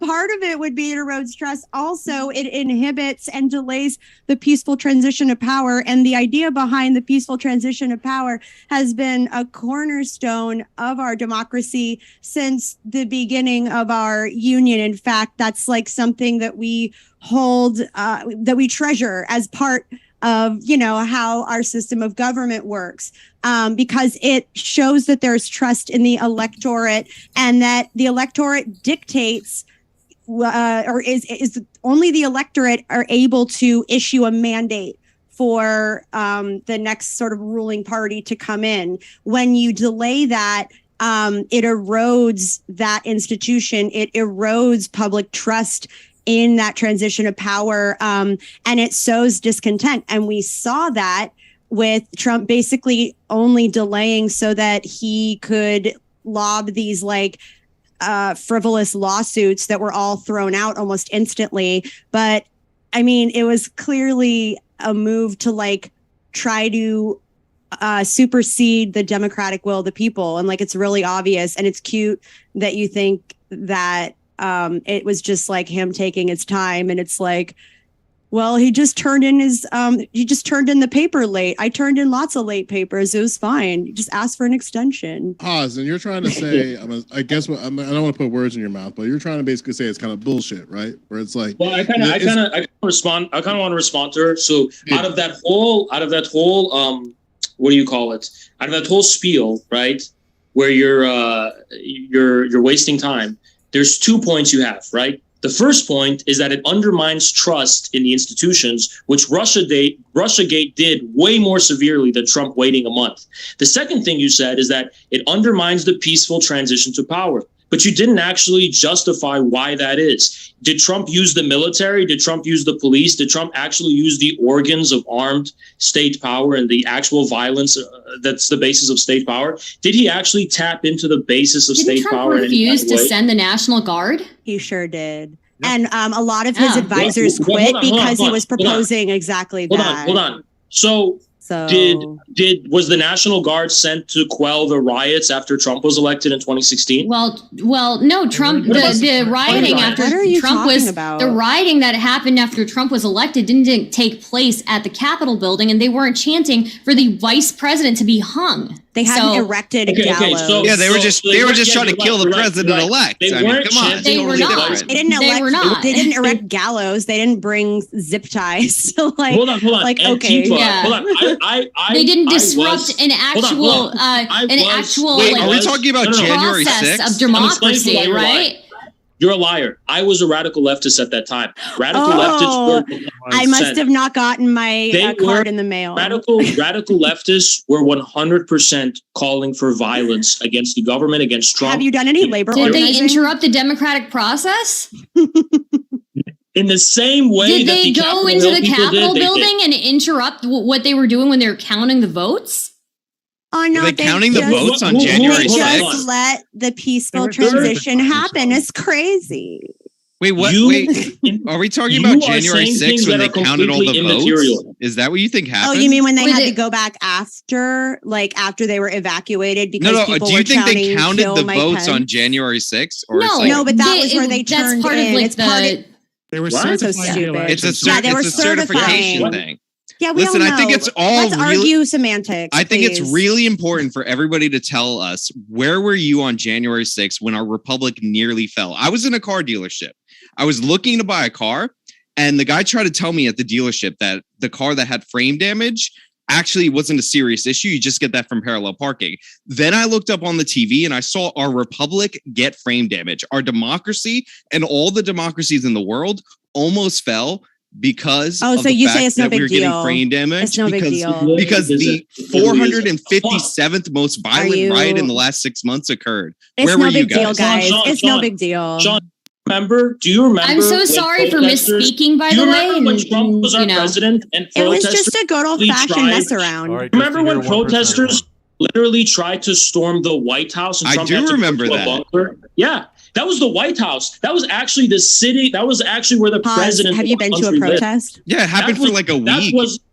That was a danger to our democracy. That was a destruction of our democracy. When those protesters made Trump go into a bunker trying to storm Washington, D.C. and storm the White House during the 2020 riots. Oh, my God. Oh, God, it's our democracy is under threat. See, it's the media's escalatory rhetoric. It's the Democratic Party and Joe Biden's escalatory where they're making a mountain out of a fucking molehill, calling them insurrectionists, talking about civil war. They went in there with zip ties, my dude. They're the ones who are doing. They erected a gallows out front. How many times have I seen Occupy do gallows with these fake gallows? What are Antifa anarchists call for beheadings. They call for guillotines. Do they? You don't know anything about the radical left. All those people protesting. Radical left. Okay, Haas, I have a question. Haas, have you done any union organizing or like labor organizing whatsoever? Okay, like that is the most. Okay. So radical left is just a cute T-shirt you wear. Got it. No, I'm talking about the radical. Why don't you move to Russia? I'm talking about the radical leftists who were at the vanguard of the protests against Trump. People that I knew personally. So I knew what these people were doing because I myself was a radical leftist. So this is all based on anecdotal information. This is all anecdotal. If you are going to sit here and deny that these radical leftists and anarchist types and all these kinds of people, the ones that you know personally, in many circumstances were leading the protests against Trump. If you're going to sit here and deny that they were calling for revolution and calling for overthrowing the state and killing Trump and all that kind of shit. You think anytime anyone yells revolution, we should take them seriously? No one takes you seriously when you yell it. But you're saying they had gallows, like a fake gallows? How many times have I seen that at a left-wing protest? Was not fake. Oh, they were really... Okay. They erected it. I think you were there, right? Wait a minute, guys. I don't care about these. I don't care about these things outside, right? What I care about is that people were in the Capitol. They were interrupting the democratic process of them certifying those votes. They were. They had to leave. The people in the building had to leave and come back at a later time. They were going through that building chanting to hang Mike Pence. I don't care what's happening outside. I think that was very clearly disrupting. People were in there with zip ties. People have now admitted that in their sworn affidavits. And they've already been found guilty. They are saying that's what they did. And they confiscated weapons too, I believe. Yeah. What weapons? No, wait. You can try to it's not about the level of violence. Okay, it's about the fact that they were trying to subvert an election. They were trying to overturn an election to keep. And you're saying they were doing that in the way that the leftist protesters weren't in 2016. Yeah, because the leftist protesters weren't trying to prevent certification. Yeah, I would say that if there are leftist protesters, setting up actual guillotines, I don't like that either. That's a little scary, my dude. They're preventing certification, but they're just shutting down cities because the person that got elected was someone they didn't like, right? Okay, see the difference is talk about BLM. Yes, they were. Listen. Wait, listen to LonerBox. Well, it wasn't just the BLM riots. It was January when Trump was inaugurated. Remember the protests in Washington, D.C.? Well, I promise we'll come back to you. I want to hear from Sean and then LonerBox, and then we'll come right back to you, Infrared. Look, at least they were protesting at the right place. They wanted to stop the certification because they didn't believe that the election results or the election laws that were changed, possibly due to COVID, were fair. So they protested the certification and they delayed it. Protests are supposed to make people uncomfortable, as said by the greatest congresswoman ever, Alexandria Ocasio-Cortez. Everybody who committed violence, everybody who attacked cops, everybody who was threatening people, the people that were armed to the teeth with semi-automatic or fully automatic zip ties should be arrested. They should be sentenced for their crimes and all that. But to pretend that this wasn't, again, the 493rd most violent riot in the last 6 months of that exact period of time is a little bit disingenuous. That's all I'm saying. Okay. And then meanwhile, the result, thing. We'll just hear from LonerBox really quick, and promise we'll come right back to you. Okay, personally, it's not about the level of violence, okay? And the fact that you keep on deflecting to that is because you don't have an analog for people breaking into the Capitol building to try and stop the results of an election. You don't have that. You don't have that one-to-one, which is why you keep on trying to talk about. Oh yeah, we just have them shutting down entire cities. Haz, you gave your whole spiel, please. Haz, you were even talking about Russiagate undermining institutions in the same way that January 6th did. What institution did Russiagate undermine trust in? Russiagate was the institution of American democracy that we don't trust how the elections are conducted anymore because we're paranoid about foreign actors intervening in them. This McCarthyite Red Scare. Was Russiagate about voting counts and ballots, or are you just trying to hacked computers? Is what they said. They hacked computers. That was not the way it had been communicated was that they basically went in and hijacked messaging via social media targeted advertising. No, they said the election machines were hacked by Russia. Okay, that's not. Mainstream media, Rachel is pumping that fucking story for months. Don't try to gaslight us about that. People did commit violence to try to stop Trump from being sworn in on Inauguration Day, which is in the Constitution. It's not some random law like the January 6th certification date. People try to kill Brett Kavanaugh ahead of the Roe versus Wade decision. Somebody actually went to his house, and a bunch of left wingers were publishing his address online, and along with all the other people's addresses. People tried to storm the White House during the Black Lives Matter riots, and then the story after that was, oh, Trump went in a bunker, which is what you do when people try to storm the White House, and then he cleared people out too rough so he could take a picture in front of a church. But yeah, the inauguration riots when Trump won, I guess they don't count, even though that's our sacred democratic process where the president gets sworn in. That's not the same as certifying votes. He specifically asked for something. Certifying votes. You're a psychologist's dream. So, certifying votes is so different from like one's a constitutionally mandated process. That would be the inauguration. Okay, and then the other one there's is a difference random because law from the 1800s. This was something that was being planned for a long time beforehand, and they were doing it with the explicit purpose to undermine the democratic will of the people. Like the fact that you're trying to draw false equivalents. You're like, oh, a few people saw where he lived and like yelled outside his house. It's like, all right, Sean. So I don't agree with assassination attempts. Does that make you happy? Like, that went there to kill him? Look, I don't agree. I don't agree with assassination attempts. I don't agree with violence on political people. That being said, I still think the severity of people going in and preventing people from certifying votes and making people fear for their lives and have to evacuate and have to come back later is still much more severe than anything we've seen. Do I think that excuses anything from before? No, I obviously not. But I still would say that it was wrong. Yeah, they shouldn't have gone in. Anybody who committed violence should be arrested.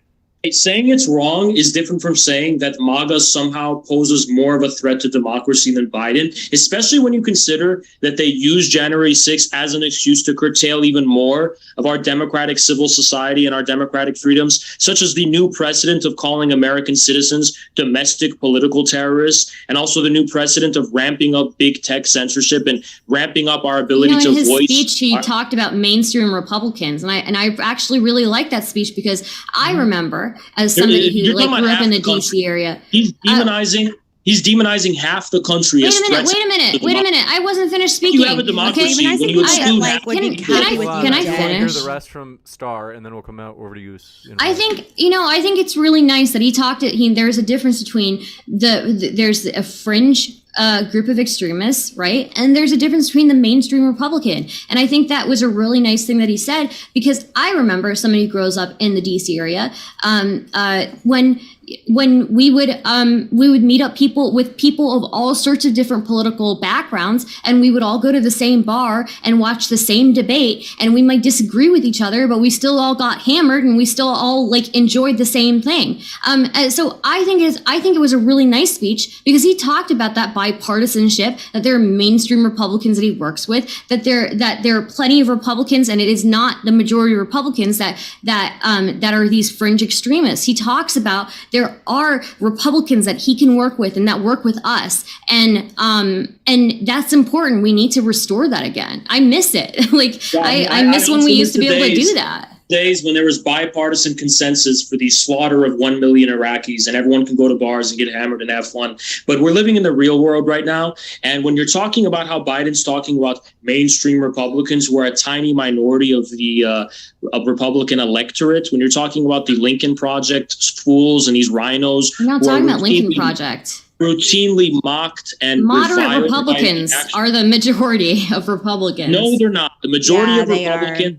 I work in electoral politics. Like half of Trump and the Republican Party are all but right now. All of these rhinos like Liz Cheney, they're just Democrat tools. They have nothing to do with the Republican electorate. As evidenced by the do you vote Republican? What?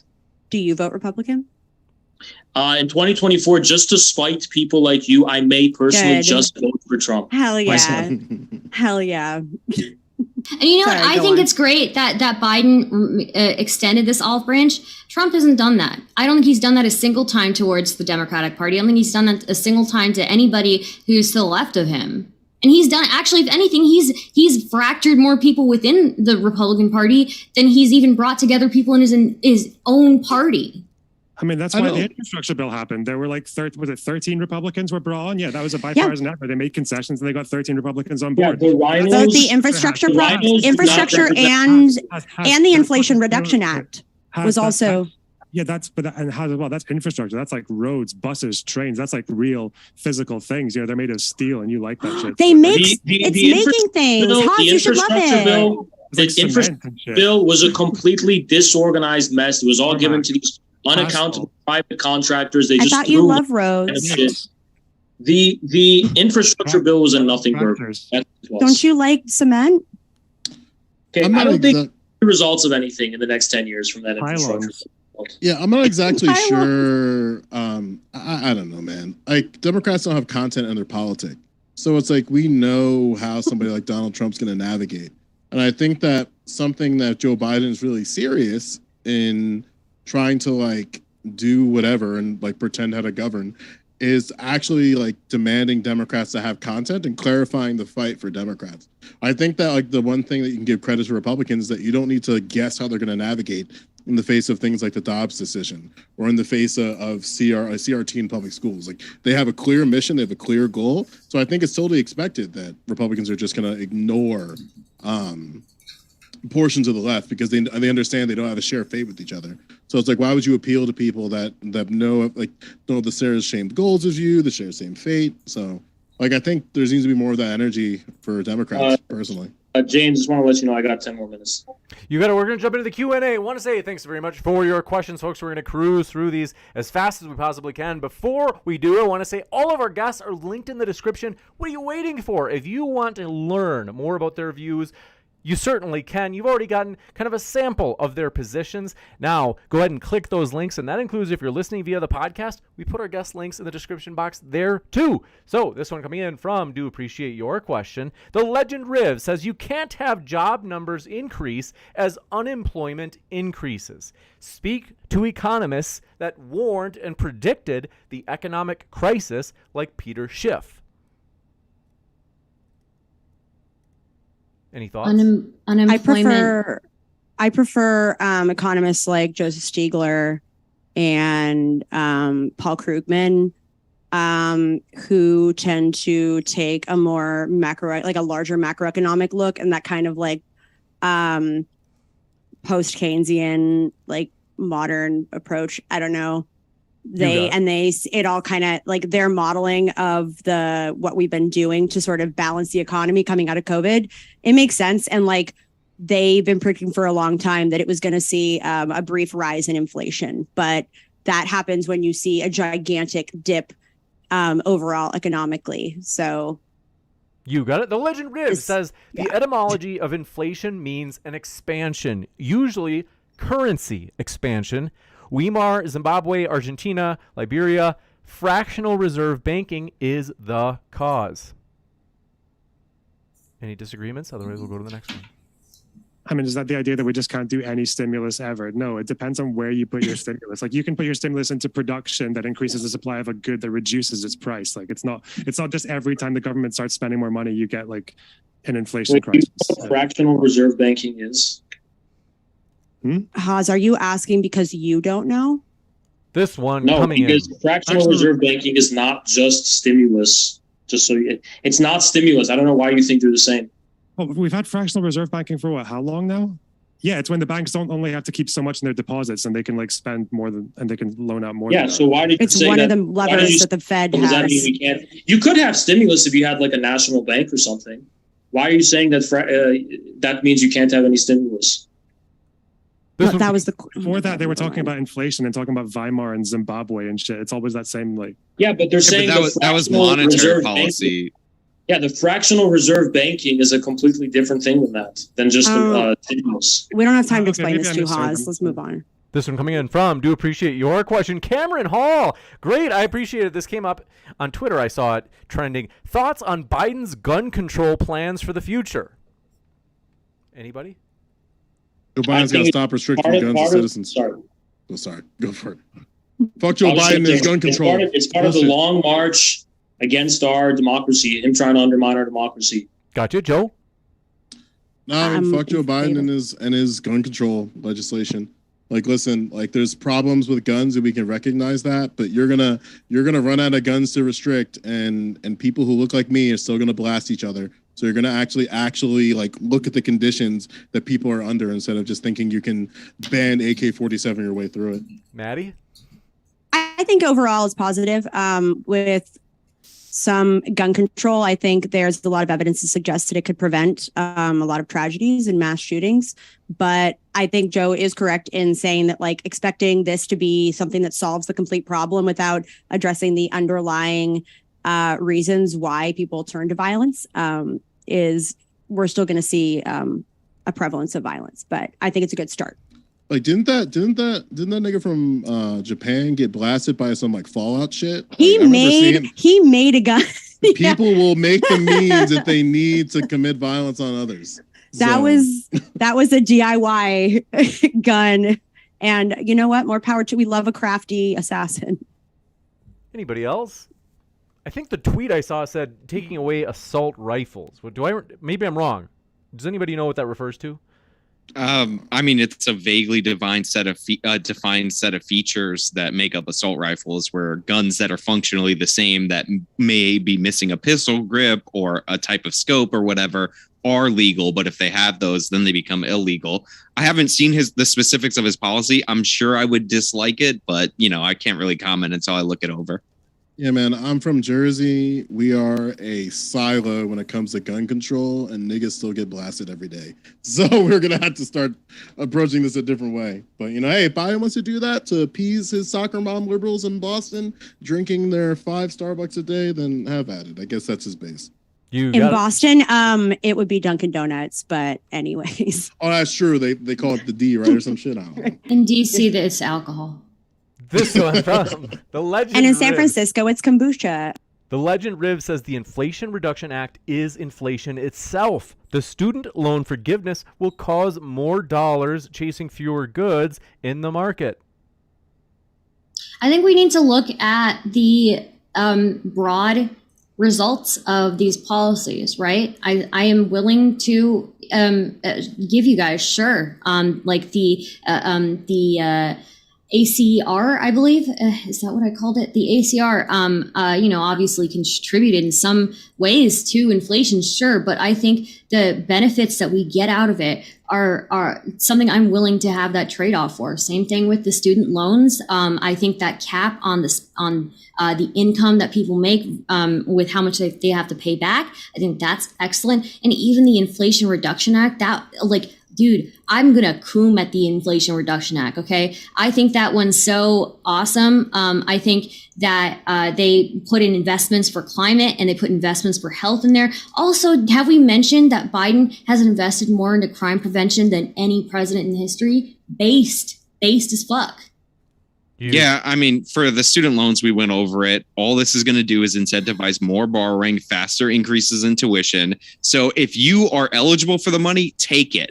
Don't pay back more money to the federal government on principle. Take it if they're giving it out. They're robbing you anyway if you don't. But don't expect this to do anything because nothing has changed in the system. It's just another corrupt incentive in the system in terms of the cost of college going up going forward. It's going to go up faster now, and people are going to be less responsible.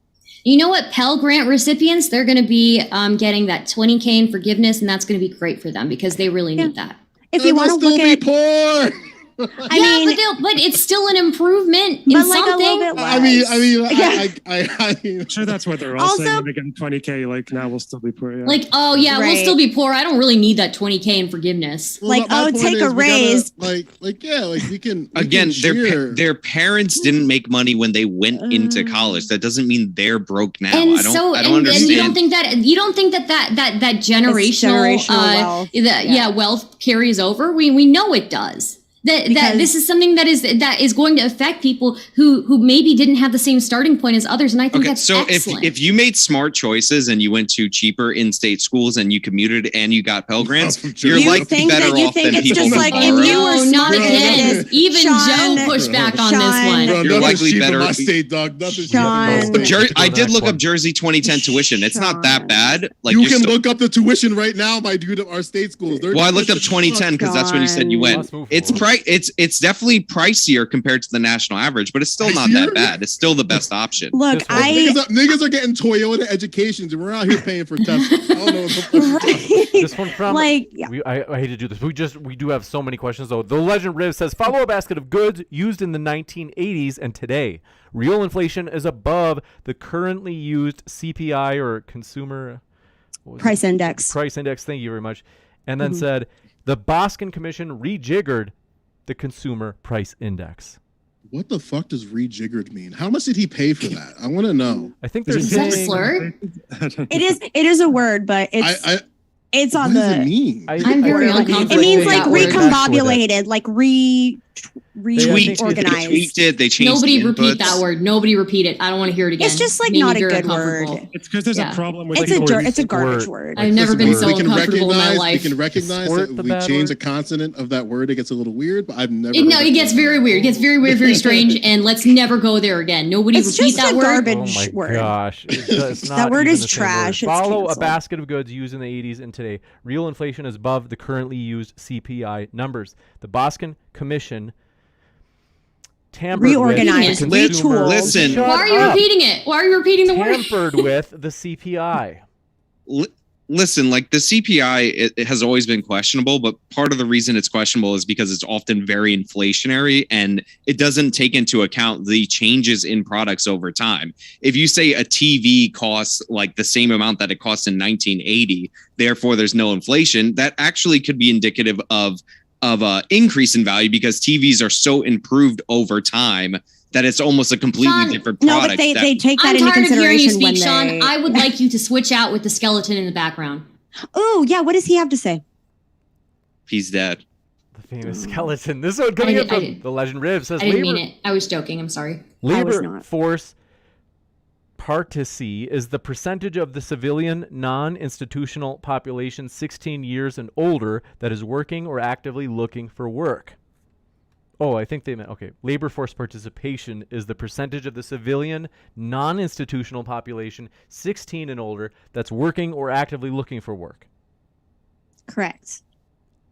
Then LFP doesn't measure unemployed, people who are underemployed, marginally attached to the workforce, and have given up looking for work, getting jobs. Yeah. Oh, it's a major problem. It's a major problem, especially when in like economic terms that we don't have like a basic unit to capture all of that, because then how do you measure the strength and health of an economy if you're not seeing the full picture? This one coming in from, do appreciate your question as well, says we have a 5% savings rate. U6 numbers today matching the 70s. 11-week straight declines in markets. Biden and Congress will get blamed for this. I mean, they're going to get blamed for anything anyway. So this one from the Legend Riv says, in response to Ukraine, CBS and Amnesty confirmed Ukraine is not tracking the weapons given by NATO, aka the U.S. Ukraine is also used for sex trafficking. So is the United States. I mean, do you know how many? Have you seen the women in Ukraine? I mean, come on, like, you know. That's really gross and yikes, and also big yikes. Okay. This one from the Legend Riv says, watch Bernie to the woodshed made by Ryan Dawson. He explains how colleges borrow money cheap and lend it at a higher premium. Department of Education and college benefit from such low interest rates. Fans of Ryan Dawson? All right, this one from Legend Riv says, go to the 14 minute mark on the economist Peter Schiff's podcast to understand the student loan crisis materializing. You need to understand this, folks. I invested a lot of money for you to expand your economic understanding in these super chats. I hope you read them all and take them James, seriously. why are people giving us homework? Okay, I think we're gonna have to listen. they want to pay for my college again to go back to school. I'll gladly do the homework. This one from Noah's Ark, Kansas says, is it private or public debt? Who paid the initial loan origination? Who is going to repay that loan? Is bad debt an additional loss for taxpayers? Are the recipients at least vaxxed? I know the federal government actually does make money off of the student loan program, so I'm assuming it's a dip in the revenue going to the federal government. Yeah, I mean, no one really asks these questions when we do blanket forgiveness on like PPP loans. It's also not to mention, it's also not to mention the fact that like if these are loans that maybe people weren't going to pay back for a long time, but now it's in their pockets and they can spend it in their local economies. It's not like the government's just like sapped it completely. Like it's just they could recoup a lot of those funds by thinking about, well, a larger percentage of people's income is now being put back into the economy via consumption, and that accrues, whether it's sales tax, whether it's whatever else. So in a way that calculus goes into play when they're determining how it's going to pay for itself, is because it then generates a lot more in terms of consumption and economic output. The PPP loan is the most horrible comparison I've ever heard in my entire life. The government shut down the economy, so they basically gun to these businesses' head, shut them down, and then offered them with the terms that if they followed the rules, then the loan would be forgiven at the point of origin. So all the government's doing in that case is following the terms as written. And again, they screwed over the businesses to put them in that position in the first place. Yeah. As for student loans, the terms were you were to pay them back. The people who borrowed and went to college are better off than the people who didn't. So you're changing the terms after the fact for people on student loans.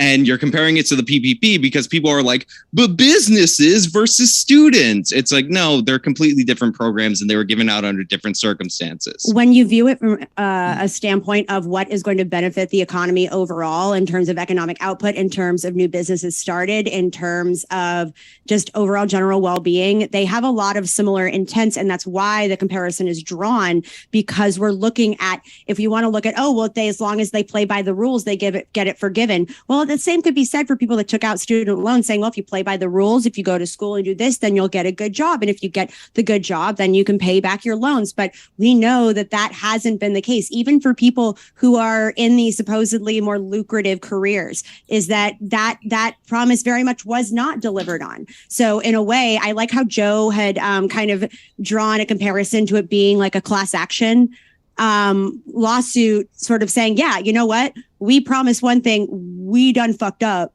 Like, we need to show some restitution for that. So no, I think it's actually really great. You're saying the borrowers didn't live up to their terms. Just because as a borrower, you had these fanciful notions about what your career would be able to produce in terms of income, doesn't mean that the loan provider is responsible for that. You should look into this before you borrow money.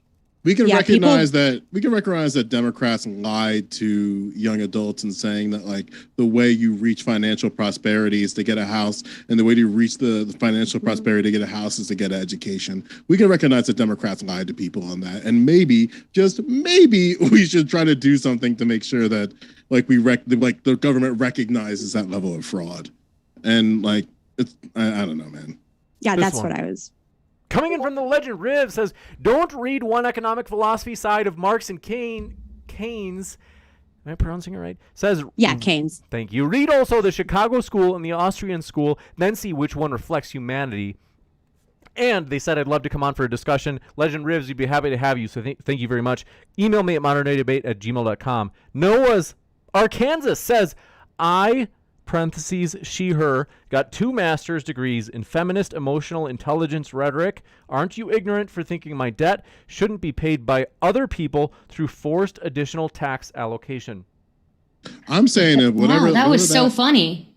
Whatever that fancy degree that individual said. That's Maddie's degree. That's my degree. Get it? Because I'm a woman. Listen. Like all those people with their fancy gender the joke was about the gender studies degree, not about women. Yeah, all those people with all those people. No. with It's a those joke fancy- about Let's being go. a woman because Let's that's what don't Haas try to said. So. talk. all of those fancy people with those gender studies degrees. We should Yeah. probably recognize that, hey, you know, My they degree's in can't participate economics. they can't participate in the market the same way. So we got to figure something out, whether it be through job guarantees within the program or something. Also, How many yeah, and women- also Job like guarantee. Just look into I- what the career pays before you borrow money for it. If it doesn't make sense, don't do it. It doesn't make What sense am for I- any degree, my guy. it really doesn't. I mean, I don't- I If don't- you borrow, Wait, LonerBox if has your been trying to say total something. debt is less than your salary, you're in a good position to pay off your student loan. Is your total debt less than your salary, my dude?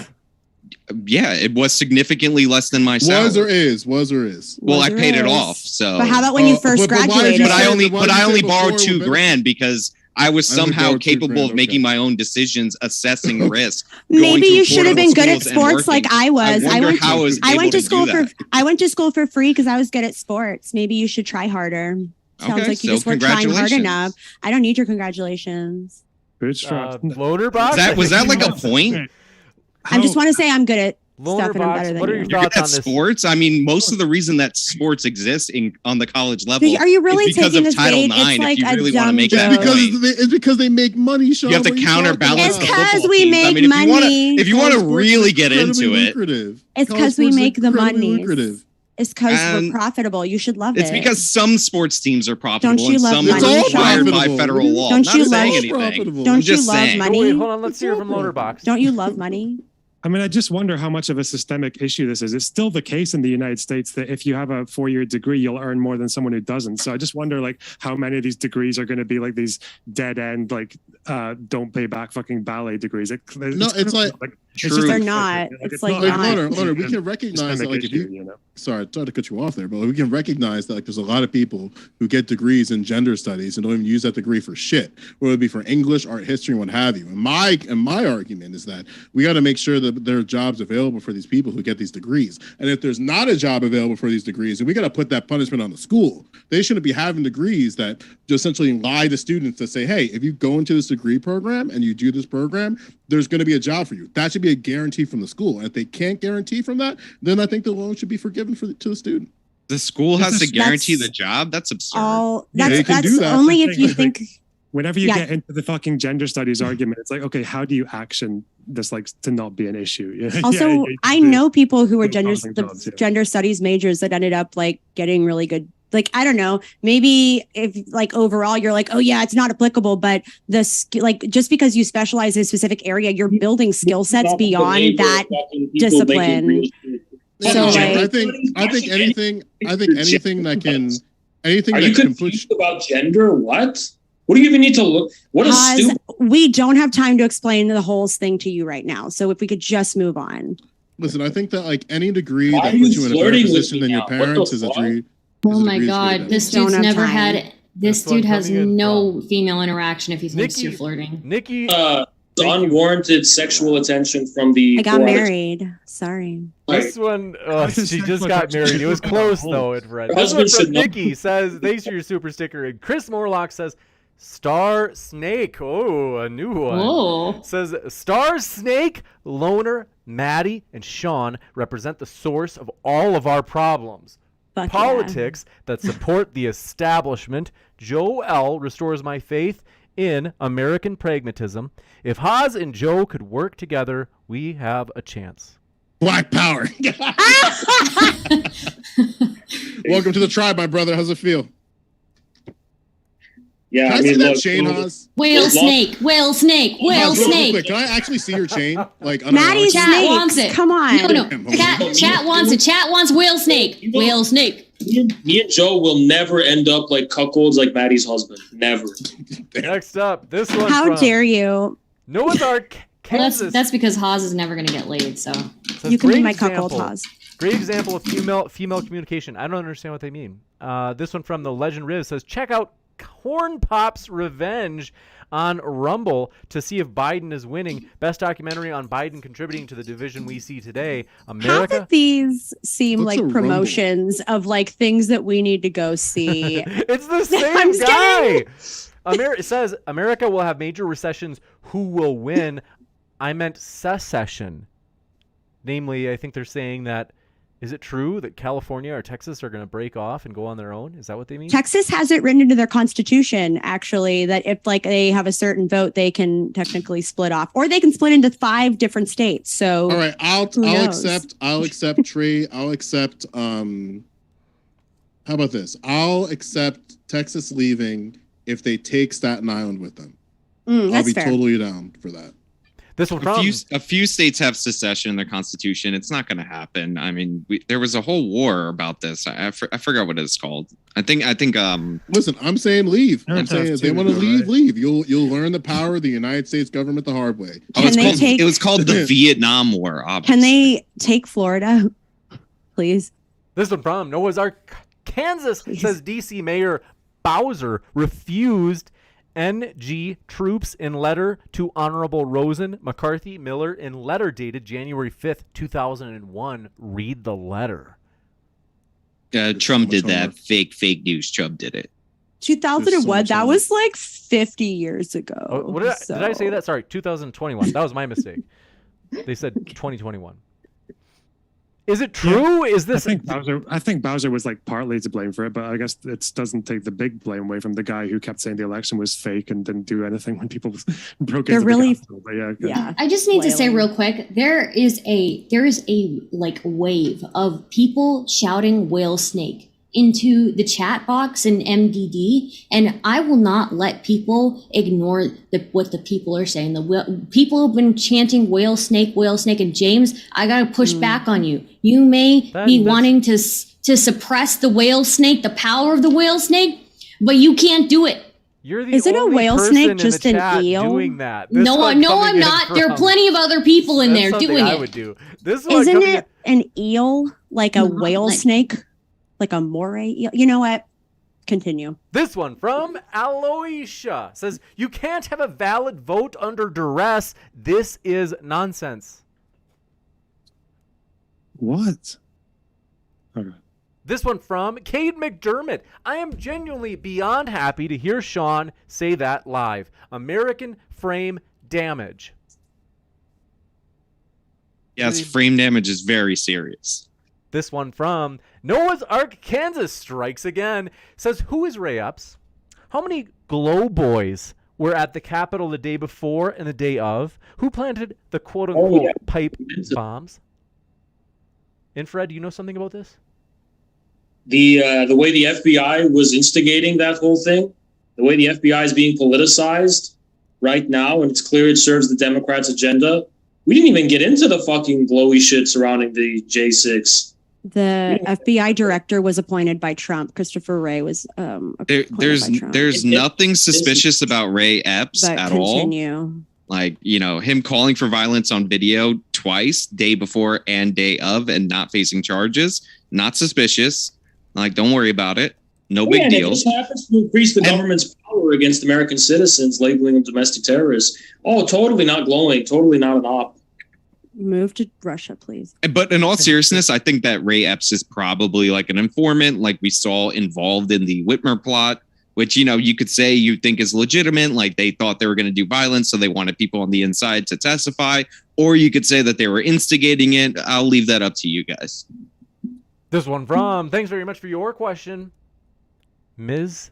Miruzzi says, why does Sean think that fiduciary duties only apply to shareholders when they can be applied to lawyers, doctors, accountants, and numerous other relationships?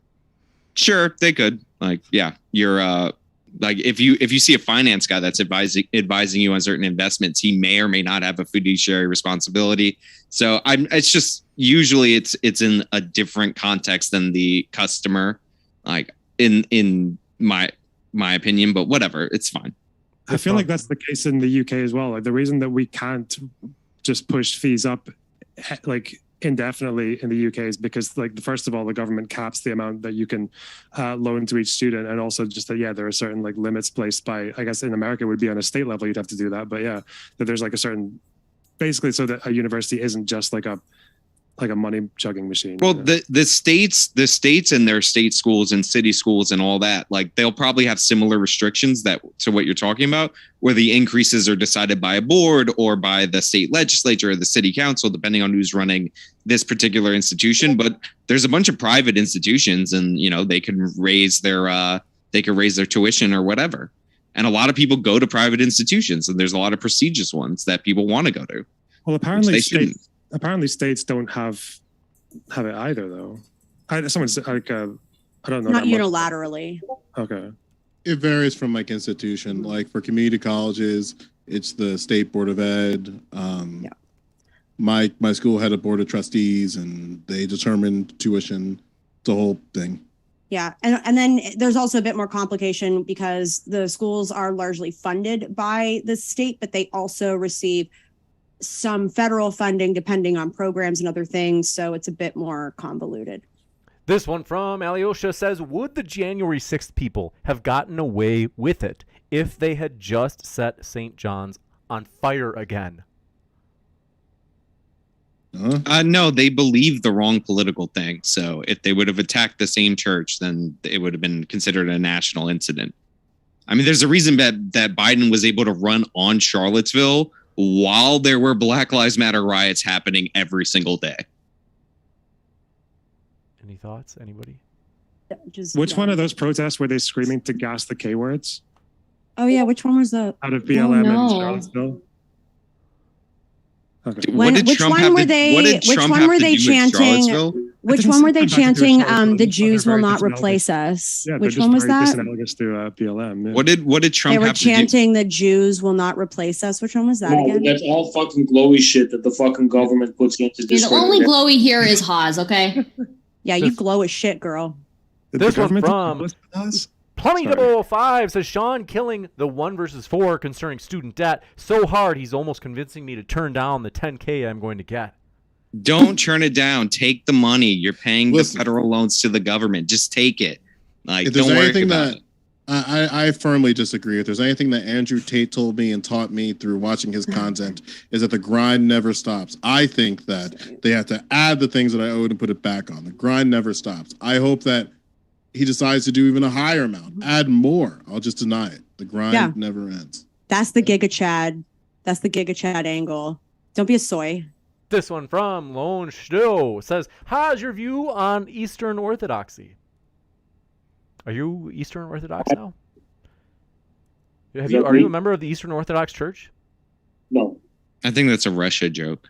Oh, okay. This one from Alyosha says the student loan bailout was corporate welfare for bloated, predatory universities. But hey, we bailed everyone else out, so whatever.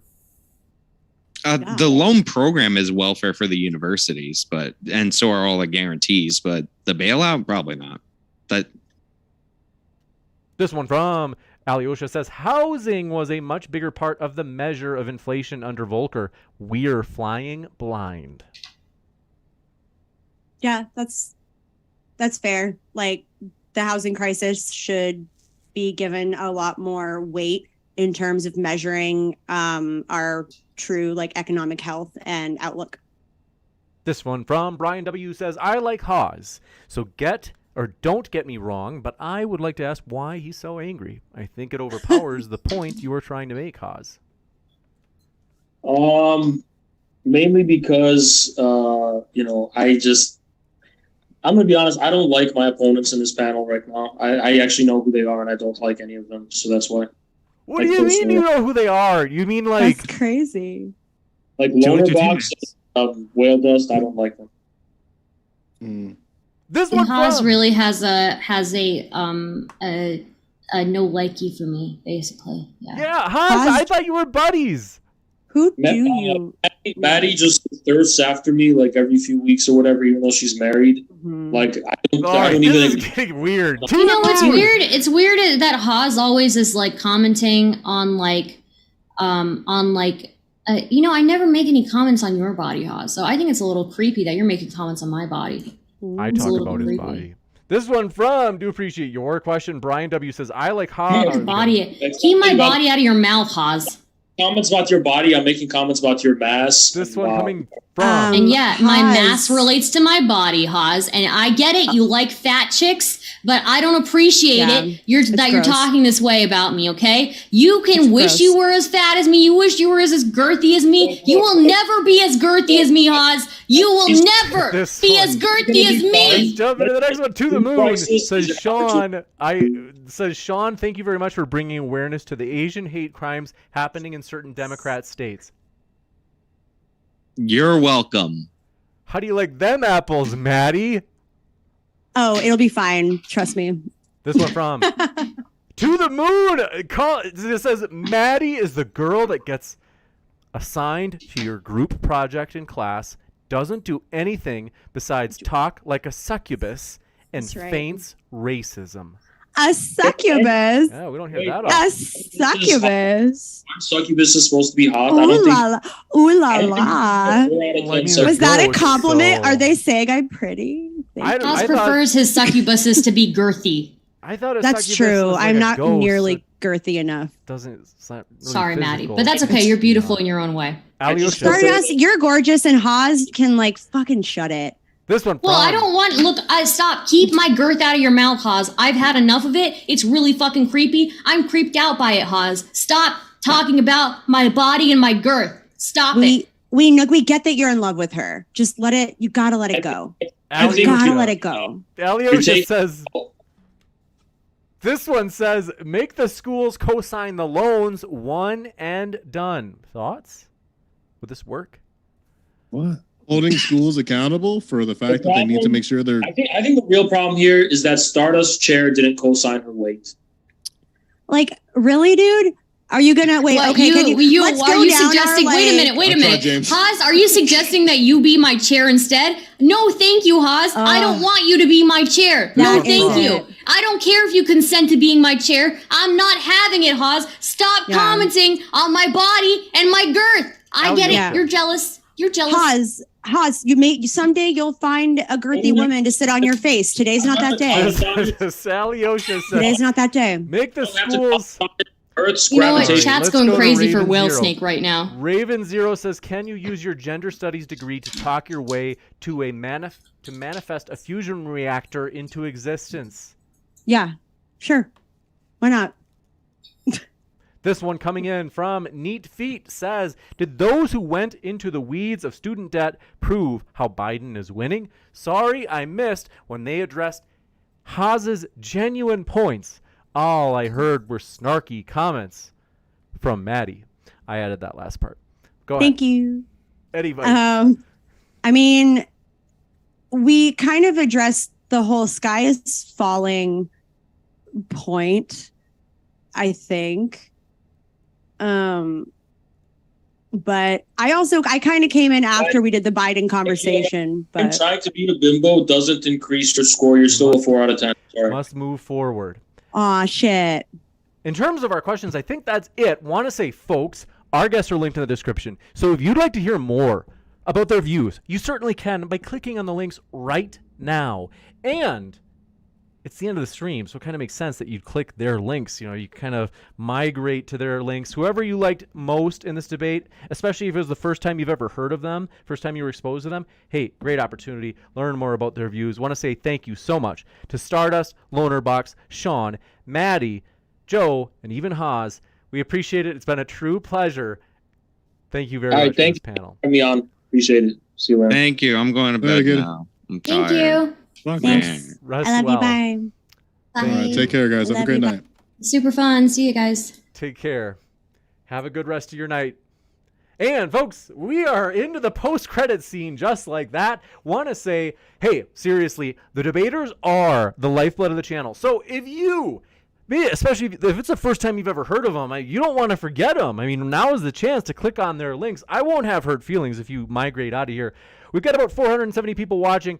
You guys, thank you so much for all of your support. We're already at 214 likes, which is great. That's actually, for us, getting in the hundreds during a live stream is a great start. So, want to say, hey, if you happen to still be here, before you do take off, before you do click on one of our guest links, hey, might as well hit the like on the way out. Why not? It does help this channel as we if you have not heard, are striving to provide a neutral platform so that everybody can make their case on a level playing field. We are passionate about modern day debate being the neutral platform of YouTube. We want this channel to grow so that everybody can make their case on a level playing field. Our values are these. We have 3 values that we find very important in our lives. In particular, 1, my dear friends, we want everybody to have a fair shot. We want to let all the chips fall where they may. Let 1,000 flowers bloom. In terms of arguments, natural selection will take its course. The cream will rise to the top. We believe, for real, that the best arguments will win, and that's why we're willing to host virtually anybody. No joke. We have had some controversial people, and we will have even more controversial people on in the future, as well as more controversial topics. And that's why we would say, hey, join us. This is just the beginning of our story. This is just the beginning of the movement. We're only small now, believe me. We're encouraged, and I am thankful to you for making Modern Day Debate 79,000 subscribers we just hit today. That's gigantic. We're almost hitting 80,000. It's been less than 4 years. We appreciate all of your support, as it has been a fun 4 years. We've usually had maybe like an average of 2 to 3 debates per week. And so I've got to say, you guys have supported us so much by doing things like hitting like. That really does make a difference.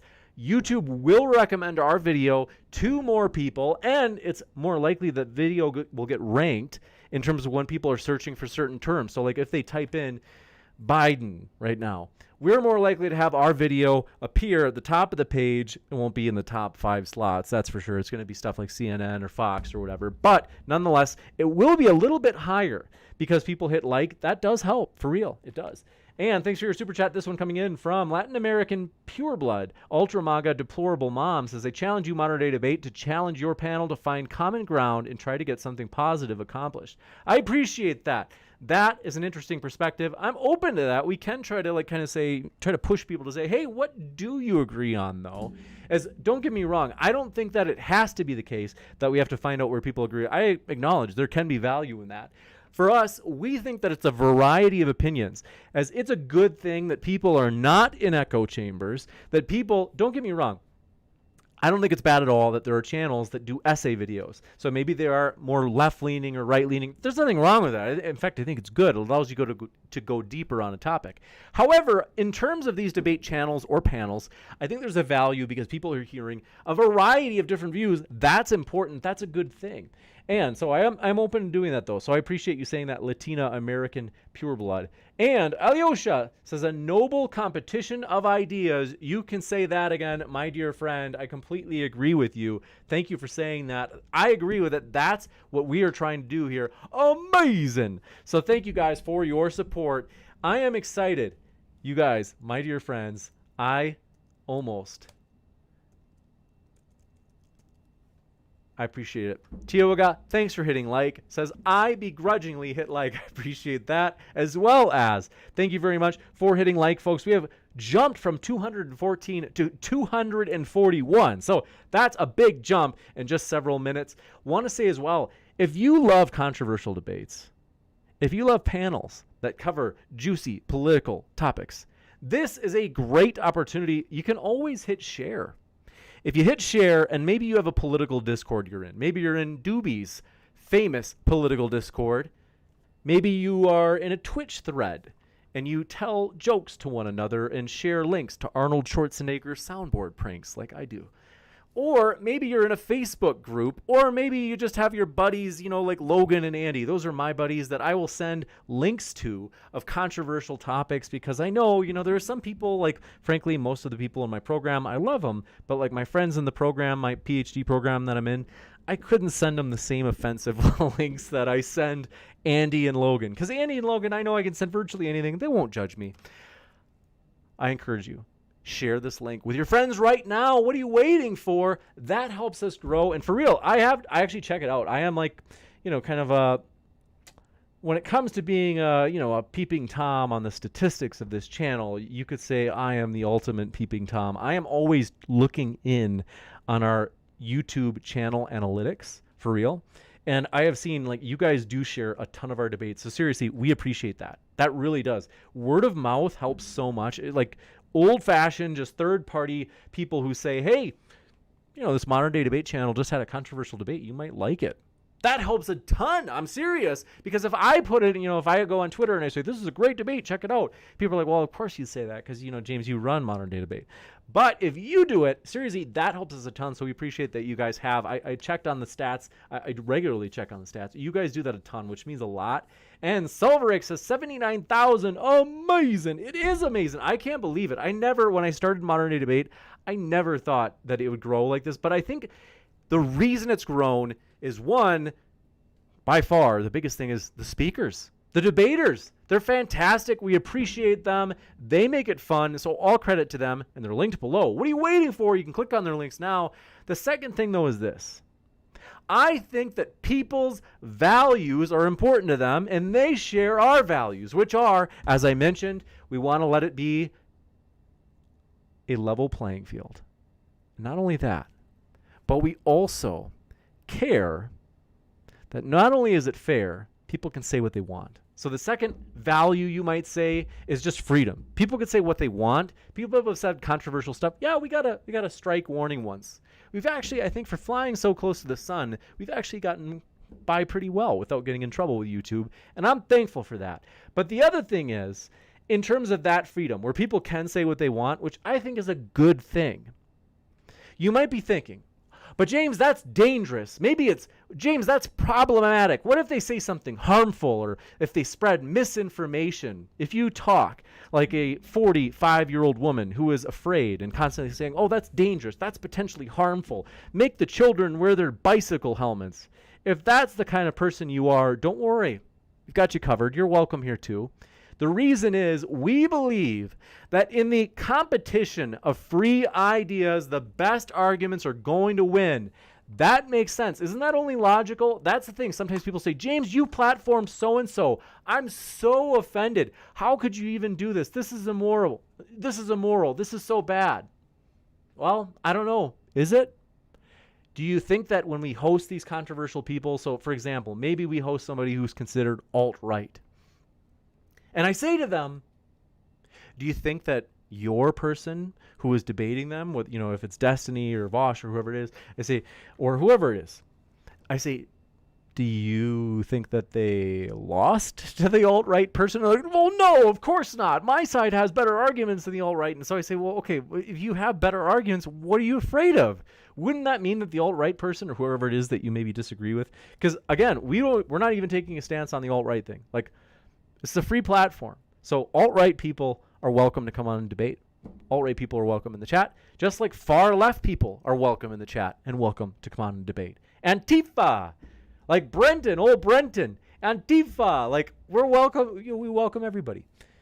The thing is, they say, well, James, okay, even though my side has the better arguments than the bad guy that you platform, James, I'm still bothered. I'm bothered because maybe they're going to win people over because they're more attractive, they're handsome, or, they're good looking, they're pretty or whatever. Or maybe they've got a good sense of humor, or they just, they're very charismatic and they use this figurative language and they're just so charming and, they did charisma oozing out of their ears like Robert Redford. The thing is, the research is very clear on this. Logical arguments are more persuasive than more peripheral factors, like how good looking a speaker is or how many arguments they have, just sheer numbers, because quantity is not indicative of quality, of course. That's what the research says. Seriously. It's Petty and Cassiapo. It's elaboration likelihood model. It's 1986 is the theory when it kind of became popularized. I'm a PhD in psychology. I'm a PhD candidate now. I passed my comp exam, which I'm celebrating, and want to say thank you guys for all of your support during that. It was a long uphill battle. The comp exam was the hardest time of my life in terms of like taking on challenges and things like that, and it's the hardest task, I should say. Want to say though, my dear friends, in addition, so the data supports us, And I want to say hello to you in chat, though, before I keep going on. I love preaching our values. And that's why before I preach the last value that I'm excited about, that's the one thing, too, is like sometimes you go, oh, someone called me preachy. Well, I don't know if preaching is actually a bad thing. I don't know if I take it as an insult. Call me preachy. Heaven forbid somebody have some conviction and actually say things that they actually believe and speak it with conviction. So yes, I'm going to continue preaching about our values here at Modern Day Debate. But first, Fenton Mully says, James won't debate Sam Cedar. I'd be willing to debate Sam. I'd even maybe be willing to go on Sam's show. I just have to study before I would do it. I know that Sam is considered one of the kings of debate, and I have no problems with Sam. Like, he's never said anything bad to me or anything. Like, he probably doesn't even know who I am. But I hope he's doing well, and I'd be pumped to debate him, Fenton Mully. I don't know what we debate. I'm not sure what we disagree on. I don't know a lot about his views. Tioga says, was until James banned me. I have never banned you, Tioga. I mean, I thought about it, but no, I haven't even thought about it. I don't know. What were you saying? Yeah, I am far left and I've been here forever until James banned me. No, it's really hard to get banned here. Like we've had people say, yeah, some people are brutal in the chat. Let's see. Goku's hair says you discredit your neutrality with your consistent soy boy poll option.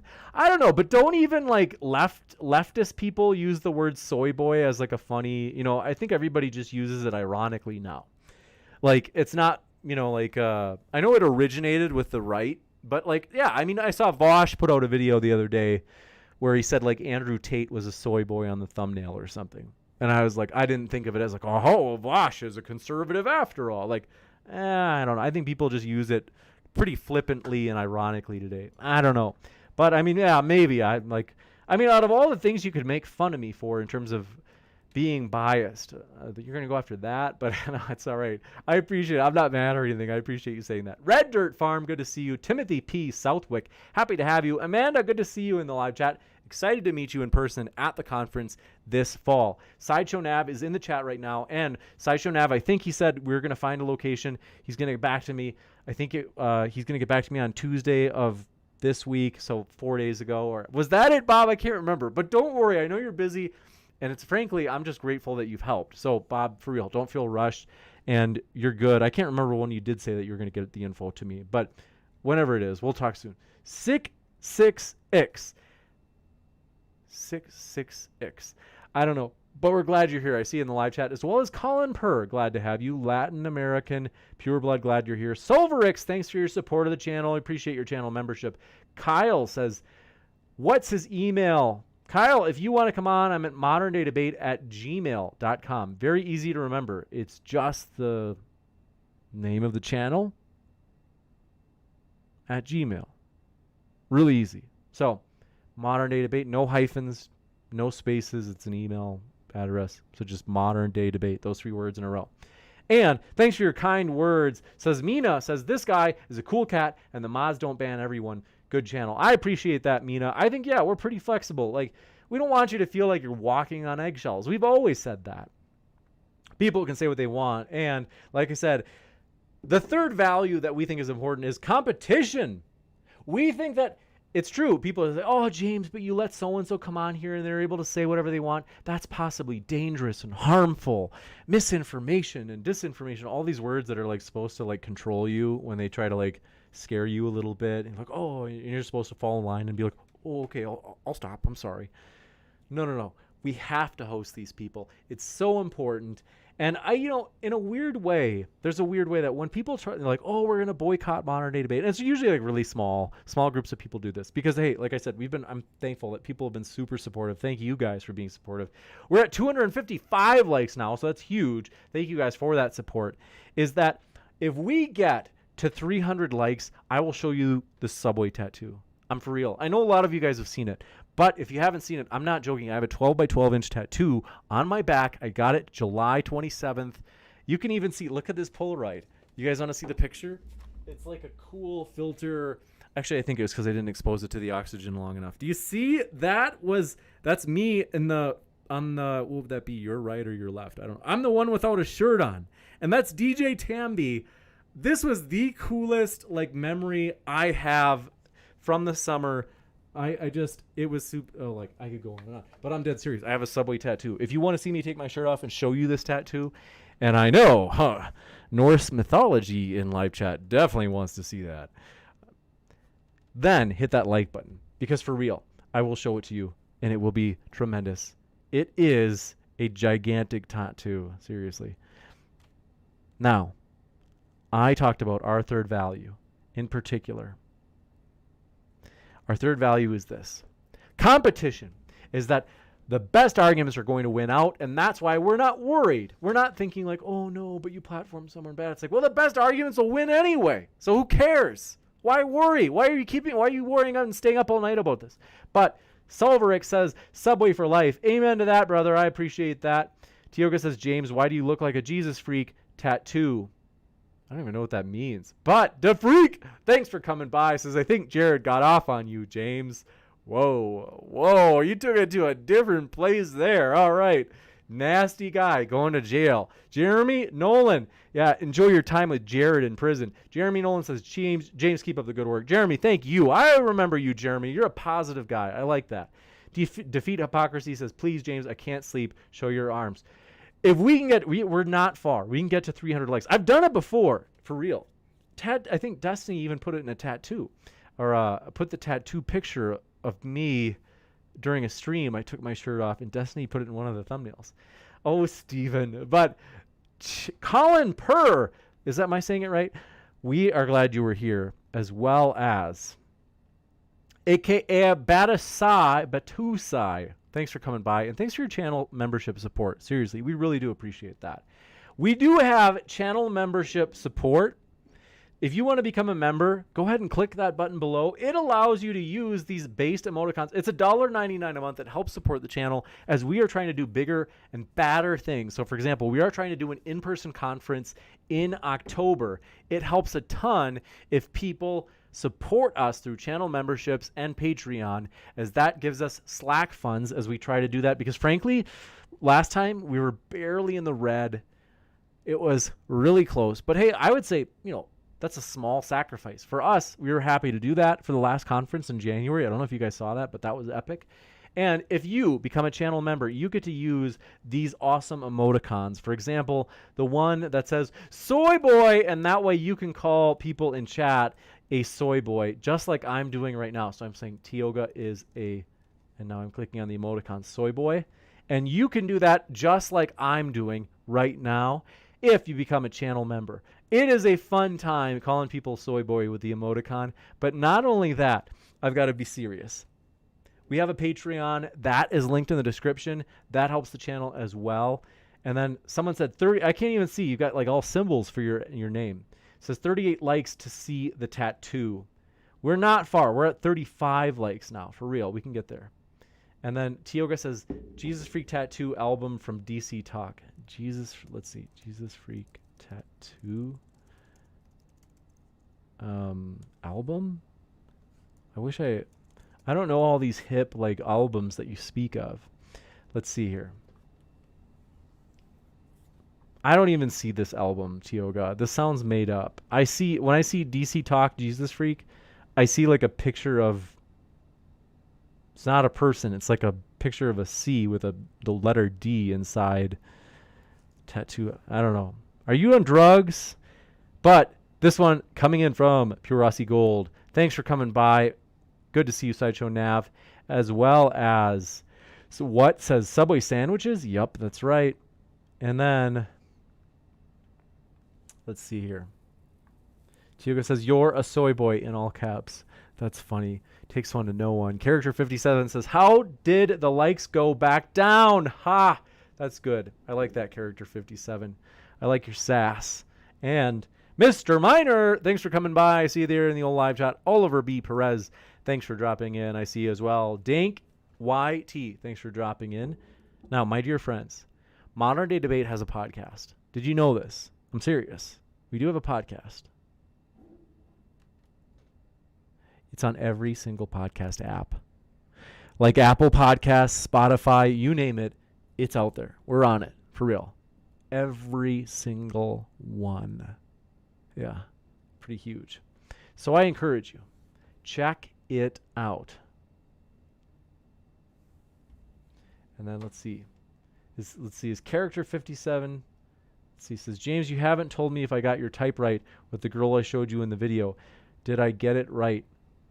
Let's see. And then you got, let's see. Let's see. Oh, yeah. I mean, she's a pretty lady. I don't know if you noticed she's married. She has a wedding ring on her finger. But yeah, I don't understand why just because she's like a good-looking brown-haired person like me. Thank you. Appreciate that. But Jimmy Kebab says, who has been your least favorite person to have on for a debate? I can't say that. I don't want to hurt one of our guests' feelings. We're thankful for all the guests. I can't say that, Jimmy Kebab. But Infrared. No, I'm kidding. Okay. Infrared just being brutal tonight. Man, it's like Infrared. Like, why are you man? It was like he was angry or something. I don't know. But we got to be thankful for all the guests. Even Infrared, when he calls names like that. We know that it gets crazy in here.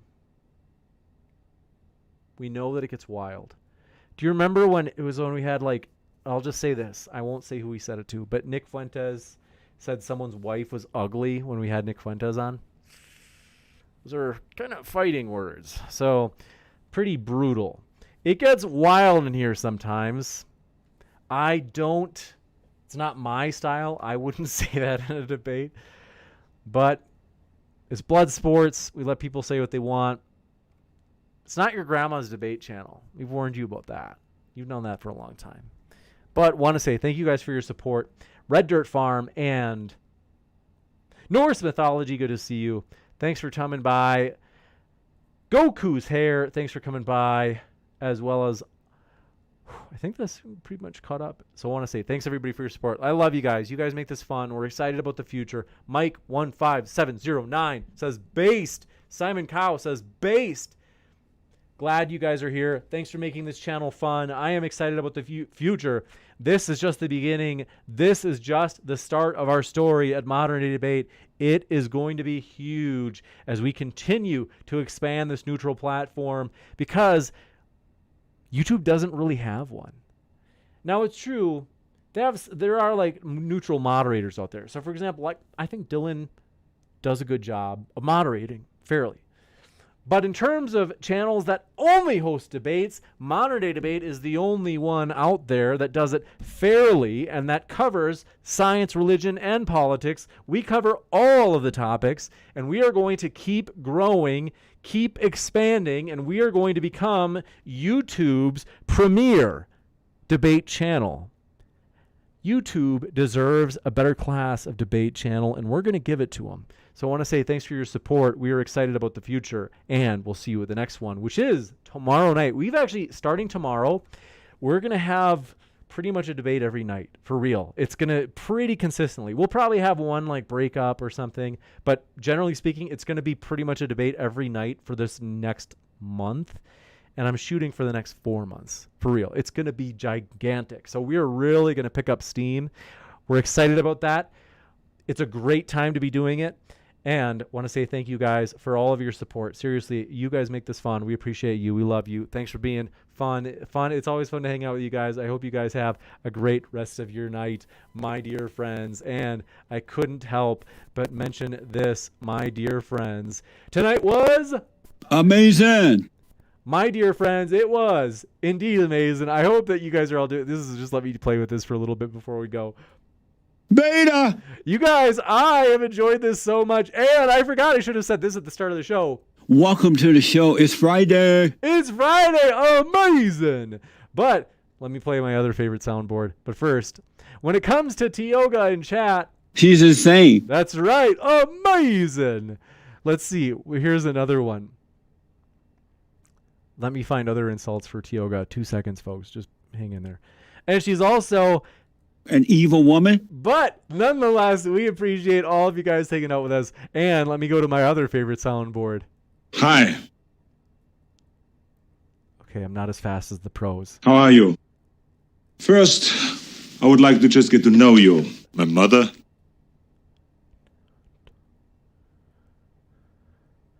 Who is your daddy and what does he do? Anyway, Thanks, guys, for your fun. You guys make this fun. Thanks for making it fun. I appreciate you guys. I love you guys, and we'll see you at the next one. Amazing.